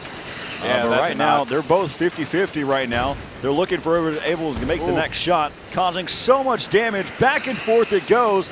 It's between tank and tank. Can they get things calibrated? Because it looks like they're all over the place right now. Yeah, and he's able to cause a little bit more damage, and he finally gets taken out. Typically, whenever we have a quick switch happen, when we switch between player to player, we don't get to see that death animation yet. Yeah. And that's probably cool. That would be one of the requests. But look at this. Parachuting down there, and he's not a Black Knight. He can't make that swooping. Well, you know, something I do want to point out, and I noticed, and maybe, you know, which could be pretty interesting. I saw a lot of people talking about it on the Reddit as just like what they were talking about in regards to the, to what they were talking about in regards to the. Oh man, I'm losing my train of thought. The reloading in the tank, I apologize. So yeah, basically one of the big things was that people were wondering how are tanks going to work. We saw that there was an ammo count on tanks. You actually saw right there, I saw for myself that when they shot the shell, they actually replenished that shell back. So, and then it was a time for that reload as well. So that was pretty cool. I don't know obviously if that's definitive, but I certainly did enjoy that, because I know a lot of people online have been asking about that. Yeah, for those of you also that are questioning what exactly that we're seeing, I know typically for those of you that play Battlefield on a regular basis, you see that anytime you're typically supposed to be shooting at the orange side, and but in this case, since we're in spectator mode, you have the capability of you try to make things a little bit more decisive. Yeah. One side is one side is the other, and so in this case, the U.S. is going to be the blue HUDs that we see. And the Bravo team, or the Chinese team, is going to be the orange. But you saw that little conflict that happened inside there. They're playing the game of Ring Around the Rosie, and finally was able to slice and dice, and that member from Alpha side went down. Yep, and we are on board Alpha 04 here on your screen. Finding a bunch of Bravo guys as well. Long-range shots for that red dot side, able to clean up that one player. Good stuff as they're going to be making their way inside of this storefront here. He is going to have his teammate there for support. And look at this one. This player actually quite solid, landing a lot of shots on. And you know, I mean, obviously you always want to go for that, go for the kill. But the way that it seems like, you know, they're definitely suppressing and supporting their teammates to the best of their ability. And now we're seeing as Alpha 04 continuing the advancement forward onto E. Yeah, it's still a little conflict that's happening right here out in the open.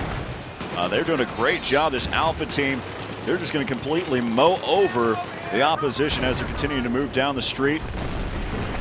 They picked up numerous points out here so far. They've got A, C, and D. They just need to do work there on the B to be able to pick up that Tomahawk there for the commander. But looks like that flag was turned neutral by the Chinese, and they flipped it to now their possession there in B. Yeah, and you can see a lot of activity going down on the street here by the E building. And Alpha 04 opting to go back around, and we might see some defib action. I'm not too sure. Never mind. He actually goes to pick up the gun instead. So yeah. So regardless of the fact, though, what Alpha Squad is doing, great control. They're just continuing to push this team through to the other side here and get control of E. Need to be able to look out for the flank so far. He's having a little bit of trouble, doesn't realize that he needs to break that glass. Glass usually needs to be broken or else you can't go through it. It's so clear. It's like the Windex commercial where the birds are flying into it. Yeah, right. That's where we're at right now. Just needs to shatter the glass this time. But right now, as we take a look, 752 tickets there to 581 or 561. All right. And so far, let's see. We're on board here with Alpha 04. Look at this. Heading over here towards the east side. Going all out right now. He spots one, trying to go for the those dog tags. Right behind him, trying to figure out which button is it? Is it this button? I can't find it. He needs to select something. Is it? He's going to decide. Well, all right, whatever. I'm out of here. I don't even know what button I should press. I don't even know that I'm supposed to do mouse 1 here. You just let that one get away. But you know what, though? Alpha 04 is still alive. Keeping the dream alive here for all the Alpha 04s out there. And, yeah, they are going to be able to get E, so that will give them that. But they are losing D right now. D is going to be neutral. B or C will go to the U.S. squad. And then you have the CN guys having A and B. Now, the other cool thing, you know, how this affects commander mode, we actually spoke about this before. You know, when you capture A and E, that doesn't give you anything for commander. But when you capture B, C, and D, those actually do. And I really like that aspect of it. I certainly do think it's a welcome change.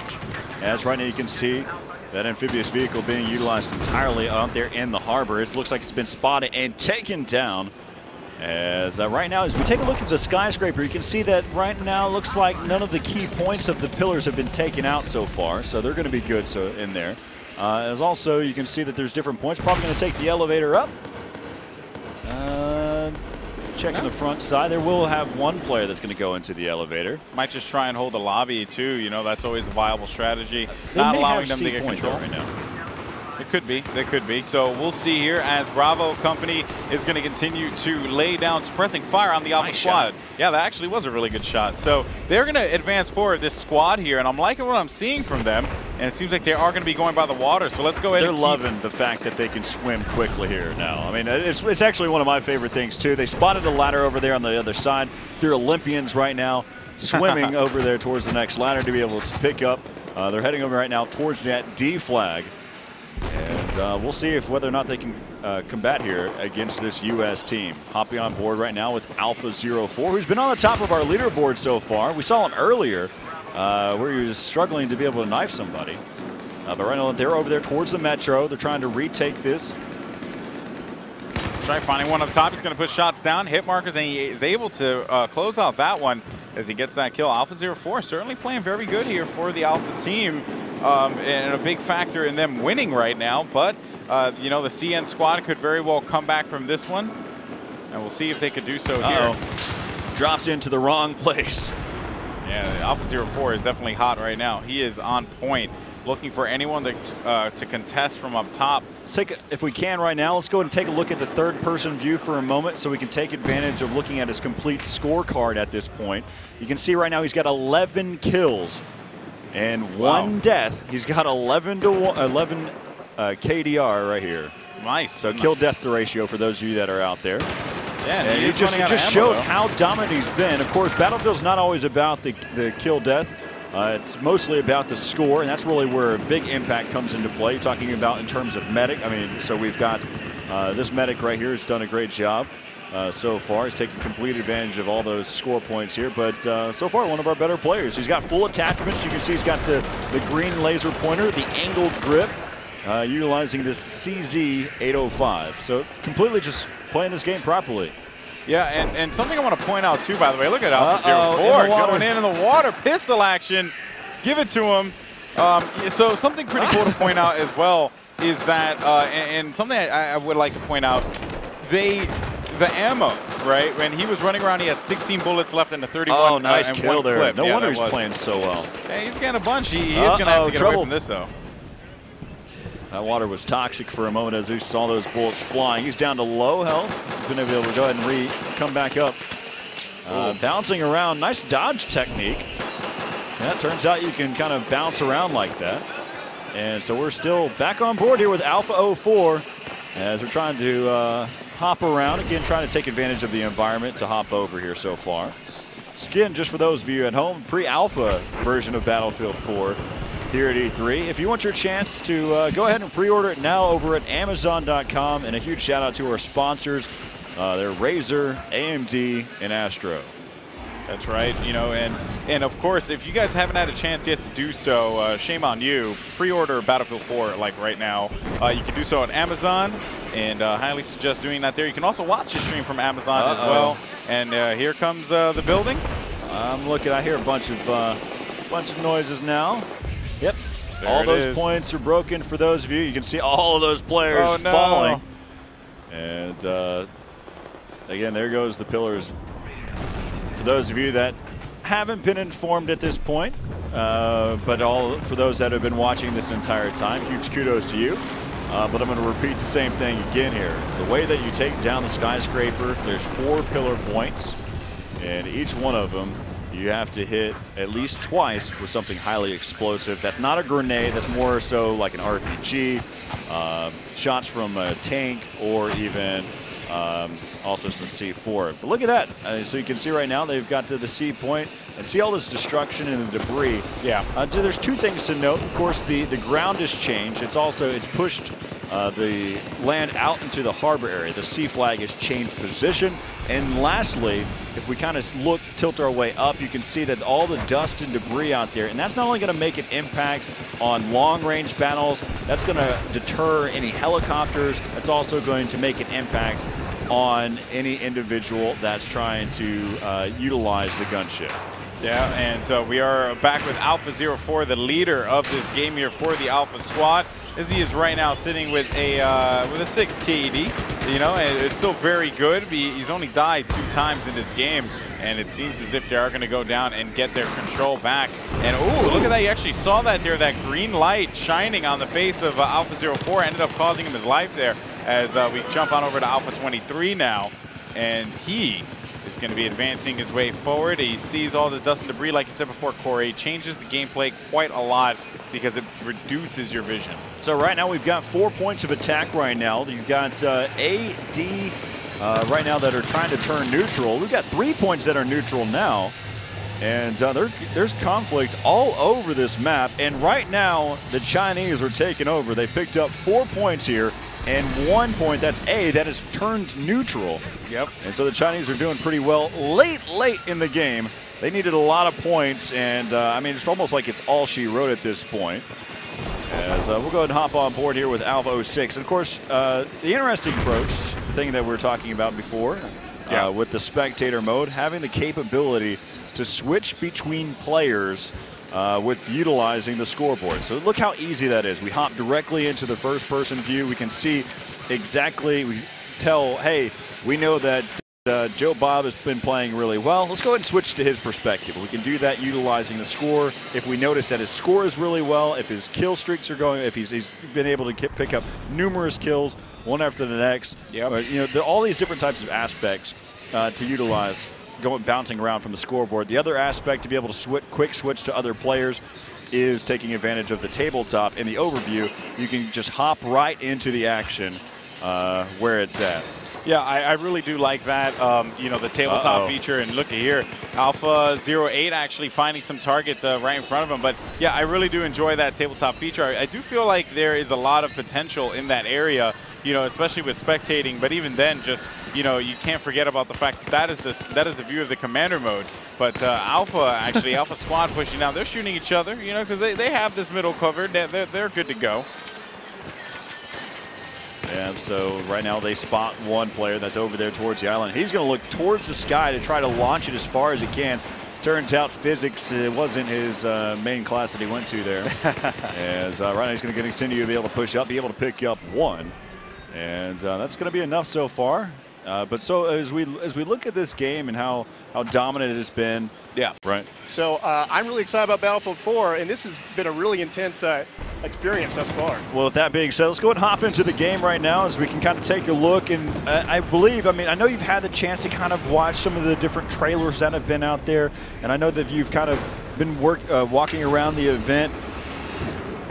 How does it feel to finally see some type of form of a spectator mode? And as you look at the top, you've got your tabletop view, your first-person view, your third-person view, and your free cam. And within the free cam, You have 5 different presets that you can go to, so you can have those epic angles that we can look at. Then also in the tabletop view, you have the ability to select players in the overview map. You can sit there and just find the battle. How does that, as a community member, how does it make you feel? These feel like all the core tools that we really need to make Battlefield the next big esport out there. To be able to catch all these moments like we're watching right now. This guy drops down, he gets a great single kill, maybe get a double kill, get your pistol out, dude, and fire it out. Oh, come on, so close. Not enough, come on, dude. And the tank's right there. All of a sudden, I hope this guy, unfortunately he's running a medic, so he's not going to be able to do anything with that tank. But being able to capture the moments just like these where anything can happen. And that's what I love about these kinds of tools. And we can capture it from not just a first-person perspective, but a third-person perspective. Being able to see all the different angles and the action that goes along with it. Look at this, the third-person view here.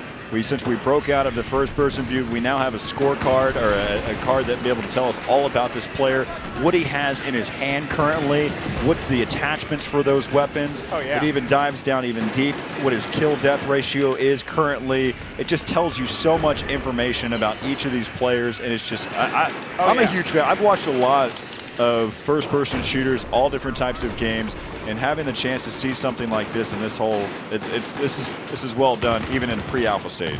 I love this information because we can see that Alpha 2 has 3 kills, no deaths, as far as doing play weapons, but he's all out of ammo. Where's the support guy to help him out? Pick up a kit or something. Oh yeah, pick it up. But he's all out of ammo. We can see those intense moments when he has to make the choice between whether switching from his main gun to his sidearm, throwing a grenade. We can have all this information available, and we know that he's doing okay for himself, holding that delta point real hard. But where's his ammo? Oh shit! He's all sorts out of ammo. So we can take a look. You can see Alpha 2 now trying to bounce out of there. Is it a knife up? Is it a knife up? Get with a knife kill. Sits him down. Nice pick up there. Able to flank it on the backside. Hey, you said it. He has no ammo in his primary, no ammo in his secondary. Well, might as well go to the knife and be able to pick that up there. I mean, that was just some great stuff there. Indeed. Yeah. So I mean, it's one of the other things though too. I mean, we talked about briefly about the spectator mode. But some of the gameplay elements, so I think you may have not known this yet. You can let me know at any point if this is new information or not. But they've now started with the idea of roadkill, as you can counterattack. So that knife kill, whenever he was coming in to pick up those dog tags, you can actually counterattack whenever they're coming at you. I like that. There's a lot of people out there who love getting those knife kills. I love trolling people online with those knife kills, but giving the victim a chance to counter, I think is a great way to give someone a bit of a disincentive before just going for that knife kill. You have to think about it. Oh, look at this. This looks like it's from a movie at this point. As you can see that fly. He had enough of it. I'm done with it. He's going to try to wall ride, and he bounces perfectly off, pops the chute in the right time, and he's bounced out of there. He said, I'm done. I thought he would have splattered on the side of the building, but I love how look at this perfect flank. He's going to come around here on the backside. He's going to look, see if he might be able to pick up one. He's just going to go and drop him quickly with that primary. And that was just a great moment in Battlefield. Just watching him, he saw the helicopter. He said, I had enough. He hops out, shoots at the right time, and then finishes off one of the players there on the opposition. This guy's playing extremely well. He is. Shout out to Alpha 13. Alpha 13 doing pretty well. He's another one right there. Oh, but counter it. Oh, and he didn't get the chance to counter it. Now, here's some really cool footage. I believe this is the C-130, or in the game it's called the C-190. Right, it's the gunship. It's shooting the artillery just like in the Armored Kill DLC expansion in Battlefield 3. Is he going for some... you're not doing that, no. He's really trying to hit the enemy helicopters using the artillery. He is determined. That's hilarious.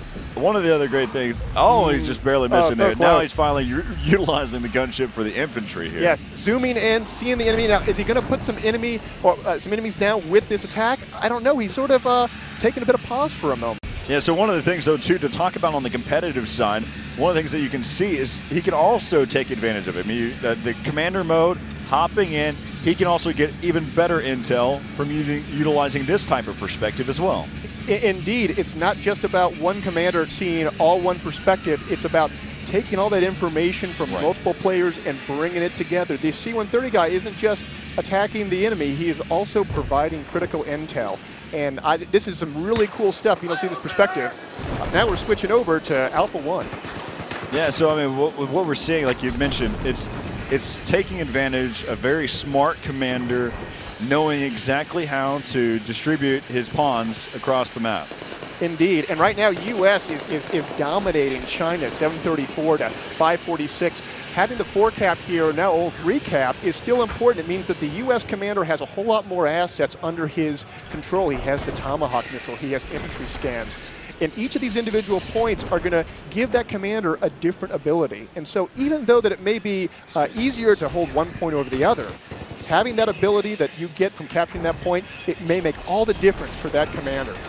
Yeah, so now we're back over here with Alpha 13. Of course, he was one of those parachuters who jumped out and was able to pick up a flank kill. So we're back on board with him as he's in the Abrams, or the M1 Abrams. That's right. He's doing pretty well for himself. He's got 13 kills, 2 deaths, a really nice KDR. But remember, KDR isn't everything here. It's about supporting your teammates.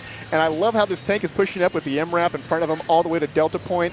Hopefully he's able to do some damage. So I have to ask you this question right here. We're not going to see it right here, but right at this point whenever he crossed, they've got now the bollards that come into play there. So yes. For those of you that don't know, pull out your dictionary, look up bollard. It says a gate. No, it's not. Just kidding. It doesn't say a gate. But it's a blockade there for the bridge. And so that can come up, it retracts, or it comes out there, and it can block even a tank at this point. We saw earlier today where 2 tanks were ramming, saying, well, we can't get by. Well, if you just get out and push a button, you'd be okay. Yeah, switching to Alpha 02, and he is looks like rocking the Assault. But this is really indicative of what the massive destruction is available in this game. It's not just static walls. You can blow up these walls and take cover and change it into open, exposed area. The beautiful thing about Levolution, what it's been able to provide here for Battlefield 4. I mean, it changes the dynamic of the game. What was once cover is now an open angle to take advantage of. I mean, you can't look at everything as a negative. I mean, in all turns, you now have a new angle to kind of approach things. And so it changes sight lines. I mean, coming from a very competitive side of it, you now change the angle, you change the sight line. There's different perspectives that come in play. Because with some games, you get so stuck into this melancholy idea where it's da-da-da-da-da-da, and every map is exactly the same. What happens with Battlefield 4, what I'm seeing right now, is the change, the Levolution. Yes, Alpha 02 with a great single kill, reloading his secondary. I think it's what's so cool about Levolution is that it's no longer about fixed lanes of attack. You can change the makeup of those lanes, and so these bottlenecks that we're so used to don't exist anymore. Exactly. In Battlefield 3 and Operation Metro, there are only a few lanes that you could push, Windplane and Metro, but wouldn't it be amazing if you could change those lanes in mid-battle from the actions that you take, so that you can use that to your advantage to cap those points and win the game. Yeah, Alpha 02 playing pretty well so far, and now as we head over here towards the restaurant side, there's a couple of members that he needs to be on the lookout for. He spots one. He sees one. See if he might be able to pick up 2. He has been spotted by one player over there on that roof side. He's going to be able to pick up another one so far. Nice job, Alpha 02, going for that cap on Echo, and I'm actually really impressed that he's able to stay alive this long. Maybe he'll get to the got some supports right there as well. I like this. He's just trying to hold on to it. They've grayed out Echo Point, and he is just doing an amazing job putting down a med pack. Trying real hard with that pistol, but I think he needs to be able to grab another kit so he can maintain his viability. Can I say something right now? One of the things that that needs to be brought out here, and I've seen it happen a lot, is they need some support. There needs to be some ammo drops. Hey, Commander, I need some ammo drops. Yes. Commander, help us out. And with VoIP, that should be something that we could see in the future. Going now to the free cam. I love the free cam here. Beautiful. We had a type of free cam in Battlefield 2. There were free cams out there in Battlefield 3 as well in the aftermarket world. But I love this free cam being able to move around and see. Look at all that dust. It's all the result of this building collapsing. It's again another element to change the metagame that's involved here. I mean, it's the idea that okay, in this, if you're talking in a very competitive sense, this game we're going to try to approach this. But look at this battle that's going to go on right now. It's down to a 4-on-2. One's going to be coming around on the flank over there in the mid side, but he's going to be kind of all by himself. He actually has a teammate that's following him now. That's going to be a squad leader. But look out, he's going to be getting caught right in the middle. He's trying to go for the flank, and he gets taken down as all 4 members there for the U.S. team have stayed alive, and it looks like they're going to create a little powwow. Little picnic table out there. They're going to be good to go. We have one Chinese boat moving around with all of that firepower. That firepower is lighting everyone up. But I hope those U.S. guys are going engineer and throwing rockets or towels, whatever it takes to take out that. Oh, and here he comes. Look out. Here comes the attack helicopter. We'll be able to take it out. Not turning around just yet. Hopefully he gets something done. Yeah, so what we're seeing right now, great work. I mean, you've got a driver and a gunner that's really going to town now, and you've got a parachute that's going to drop in. I like how one U.S. guy threw an errant grenade into the ocean and the hopes that it does anything. But it seems like he may get flanked. Oh, we're seeing a different perspective, though. Yeah, seeing some of the better players that have been here in this game so far as things are winding down. I mean, we're talking about some individual battles that are happening within the entire match so far. But in the reality, the grand scope of things, the U.S. team is dominant. They've got 633 ticks. They're to 325. The Chinese, they've been struggling all throughout this game. This Bravo team.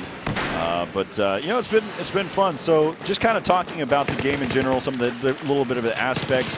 I love the sprint swim. That's a beautiful feature. Oh, there you go. There's your. See, now let's see if he turns around. See, you can see how there's now the poles, the bullard poles, that have come into play, and that's actually going to keep that tank from crossing by. So that actually is kind of counterintuitive for his teammates if they were going to try to backtrack any. Yes, I like these different map-dependent abilities where you can take up those bullards, because then it not necessarily destroys an enemy tank, but it slows them down. And pacing is a quintessential element of the Battlefield experience. If you can put anti-tank mines down, you can slow down the enemy tanks and get a few more seconds, critical seconds, to hold a point, so maybe your commander can get a tomahawk. Wow, what a shot. Yes. Giving some cover fire for his teammate, was able to pick up one. I mean, no, exactly what you were talking about is the key smart moments, the strategy that's involved.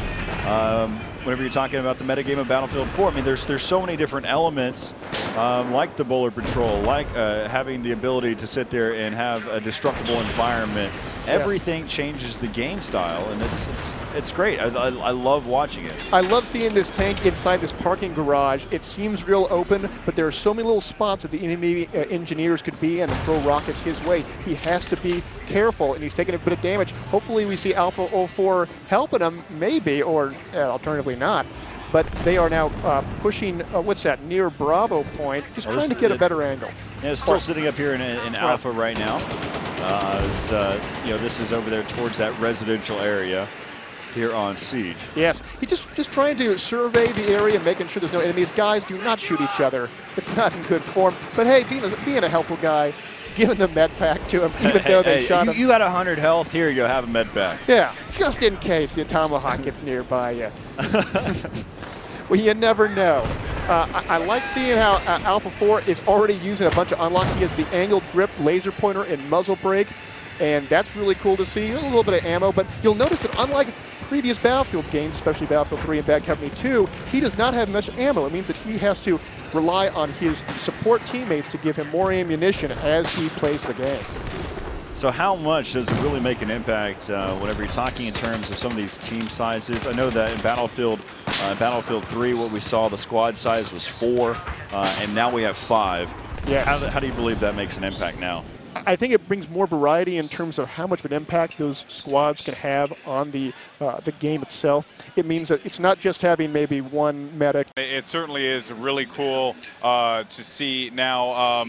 The thing is, so I think we're going to hop into the game here, but yeah, the players are getting set up and ready to go. So I think players are kind of just like getting a feel for the controls right now. But just to cover back up to what we were talking about before, the whole thing that I'm really just enjoying about this booth is just how everyone's here and their feet are planted and they're not going anywhere. And I've been seeing more new faces, but the same faces from this morning still sticking around playing all the amazing games. It really has been cool to see.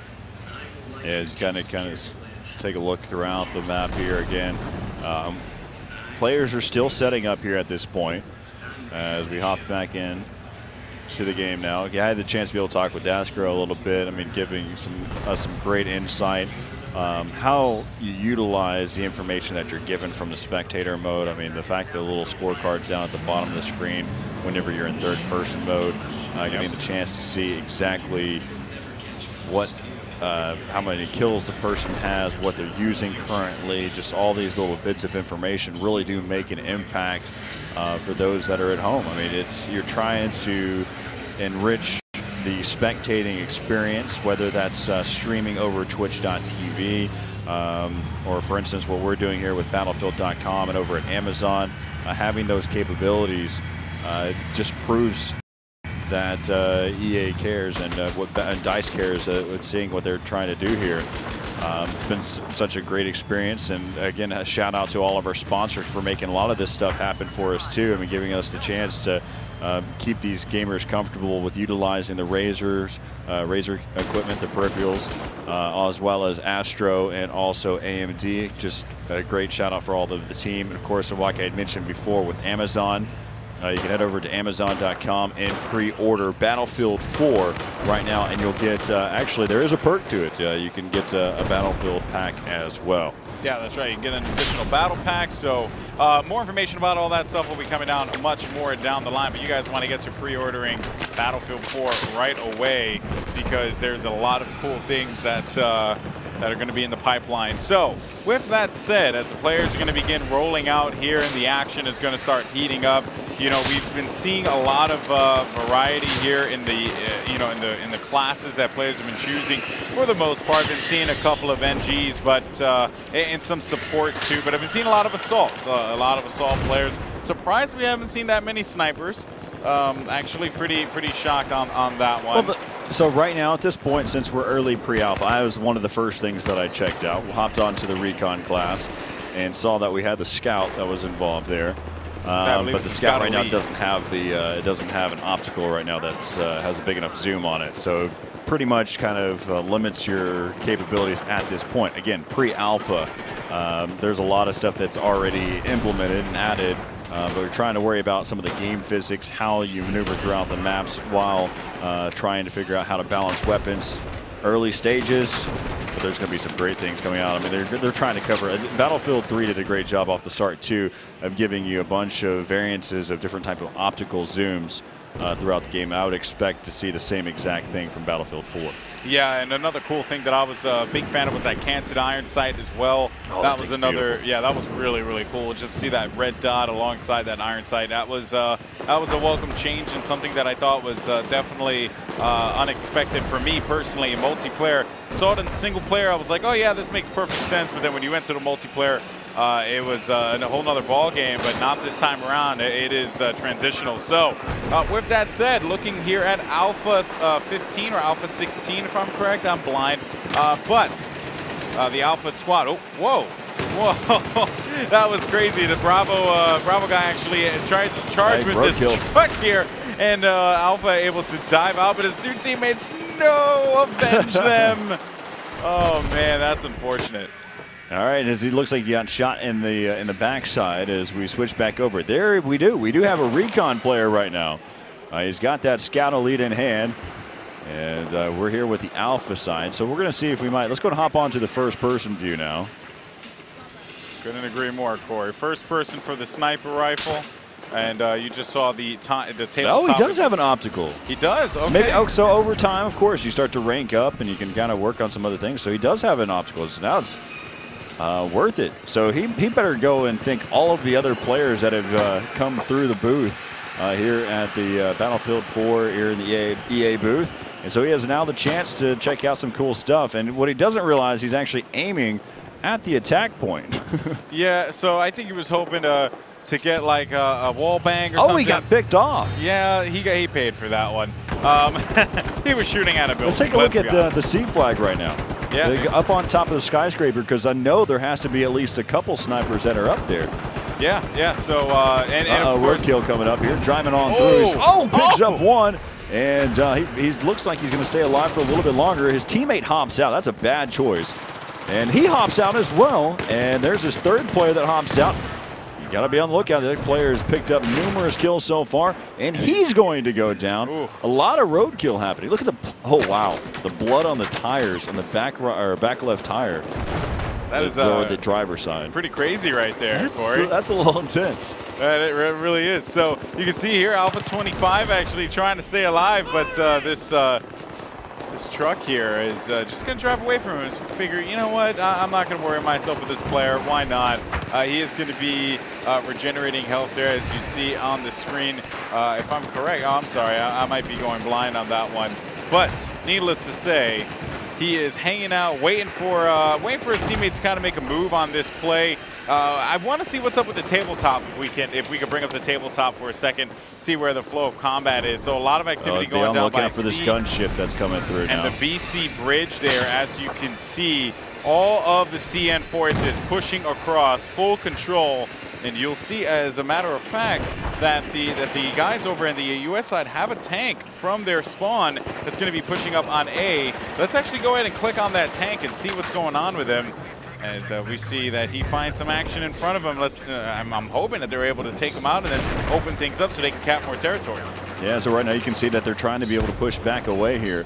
That M1 Abrams has spotted one of those vehicles trying to head towards the water. Of course, that's not really an amphibious vehicle, and it looks like he's about to be taken out. He popped out trying to get the repair tool. He will be able to pick up one kill there now. And so just like that, the M1 Abrams looked like he may have been trapped inside a spawn, but he just strolls on through to pick up a kill there. Teammate's going to drop down saying, well, I'll just hop on board. I don't even have to hop in. I'll just hop on top. Yeah. Finally figures out how to get in there. And That's so now right. he has a gunner to work with. So now you've got a driver and a gunner here for this M1 Abrams. They're certainly going to need the help. They're going to need the help. They need this tank. He has to get on the road and start pushing up. I don't agree with this side strategy here of trying to get sneaky with it. No. What? Why? That's the last thing I expect to hear you do is sing. So that definitely caught me off guard. All right, so right now is looks like he's going to continue to be able to push over here towards the riverside. Spots one long range over there towards the. Looks like he hopped out of the tank. I'm not understanding the fact, or hopping out of the vehicle, and he just runs away. He thinks it's quicker to just run away. Nice pickup by the gunner, who's accompanying here with Alpha 28. As again, just strolling on through, staying alive. That's right. Ha ha ha. Staying alive. Nice. There we go. All right. See, all right, We've we're both even. done our Okay, part. we're good. We've done our part. So, all right. So let's see the tabletop Can't go view through once that, though. again and see Nope, what that's is not going on here. As you can actually see this M1 Abrams still on your screen at the bottom left there, pushing the BC bridge, and you see that the guys in the US squad are actually going to be able to get the B flag with the assistance of another tank. So at the very least, it's going to be pretty good for them. But just as I said that, there was some air support. That unfortunately did not happen. The CN not able to make anything happen with that. We have a tank-on-tank battle on the BC bridge here. Let's go ahead and see what's going to happen here. All right, so right now you've got the gunner who's been able to spot some. He's caused a little bit of damage there so far. He's fully equipped, though. He's got smokes that he can pop if need be. Oh, but he's getting hit by rockets as getting well as pummeled armor. on both sides. That is not good. Oh, he says, I'm done with this one. He's going to go ahead and head towards the backside. It looks like of course, he's, I believe he's a medic, or actually support class. That's highly unusual for what we've seen throughout today. I mean, typically, I think this game, the support class needs some more support with people actually using it. Yeah, that is very true there. So you can see here that he's going to be in a world of hurt, unfortunately. Able to only pick up one kill on that one. Let's dive right back into the tabletop, get that angle once again, see what's up. We got some amphibious units are actually moving through here, as you can see. So that is going to be one there. That's Alpha 07 that's going to be charging over to the C spot. And you know what? From the looks of things, it seems as if the US squad very scattered. We're about to have a sandwich happen here, coming from both B and the A side. Oh, look at that. Players have started to spawn over there in the US spawn and also over there towards the A side. Looks like they're going to try to, there might be some conflict in between B and A. The commander has made the call out to head over there towards that B flag. And so Alpha right now starting to be able to push over here towards the riverside. Rockets flying by. And it looks like he's going to be able to stay alive. They're down on the bottom side of this bridge. He's just laying down the flak there, just just mowing through, and he says, "Oh, let's hop in our jet He had skis and so peace much out." health. He had so much health left in that boat. But Oh, that's awesomeness. that really was. And they could probably get shot from the distance from the backside. Oh, there's somebody actually out there in the water right now, and he spotted himself a ladder, and that's going to be enough to just leave that jet ski out in the open. Yeah, so once again, bring it back to the tabletop, see what has been going on over at the B territory. Let's stick with Alpha 07. He is going to be pushing his way through here, as you can see on the screen. And I am expecting some kind of assault from the main street there from the U.S. squad, but Alpha 07 getting some fire from the right side. As you can see that little circle there he's indicating about to get into the heat. Exactly. He's going to find one player right in front of him. He needs to look to his left right away. Oh, look out, counterattack, and he's not going to be able to stay alive there as we hop on board now up on top of the C flag. We're here with Alpha 28 as so far, you know, they've had some tough times there. It looks like he's still just trying to be able to take out this helicopter. And there goes one player, his teammate got spotted and taken down. You see that one player there on your screen that's right in front of him, and he's going to get taken down. So it looks like the C flag is going to try to get picked up there by the Chinese side there for the Bravo team. Yeah, and Bravo 31, as a matter of fact, we're going to have that tank. Alpha 23 trying to work with his teammate here, Alpha 17, but he's going to get picked off as well. And this is not going to be a good spot. Don't get next to that car. Yeah, they are certainly. James Bond. Oh, man, look at that. All that fire and brimstone everywhere. And, you know, your machine gun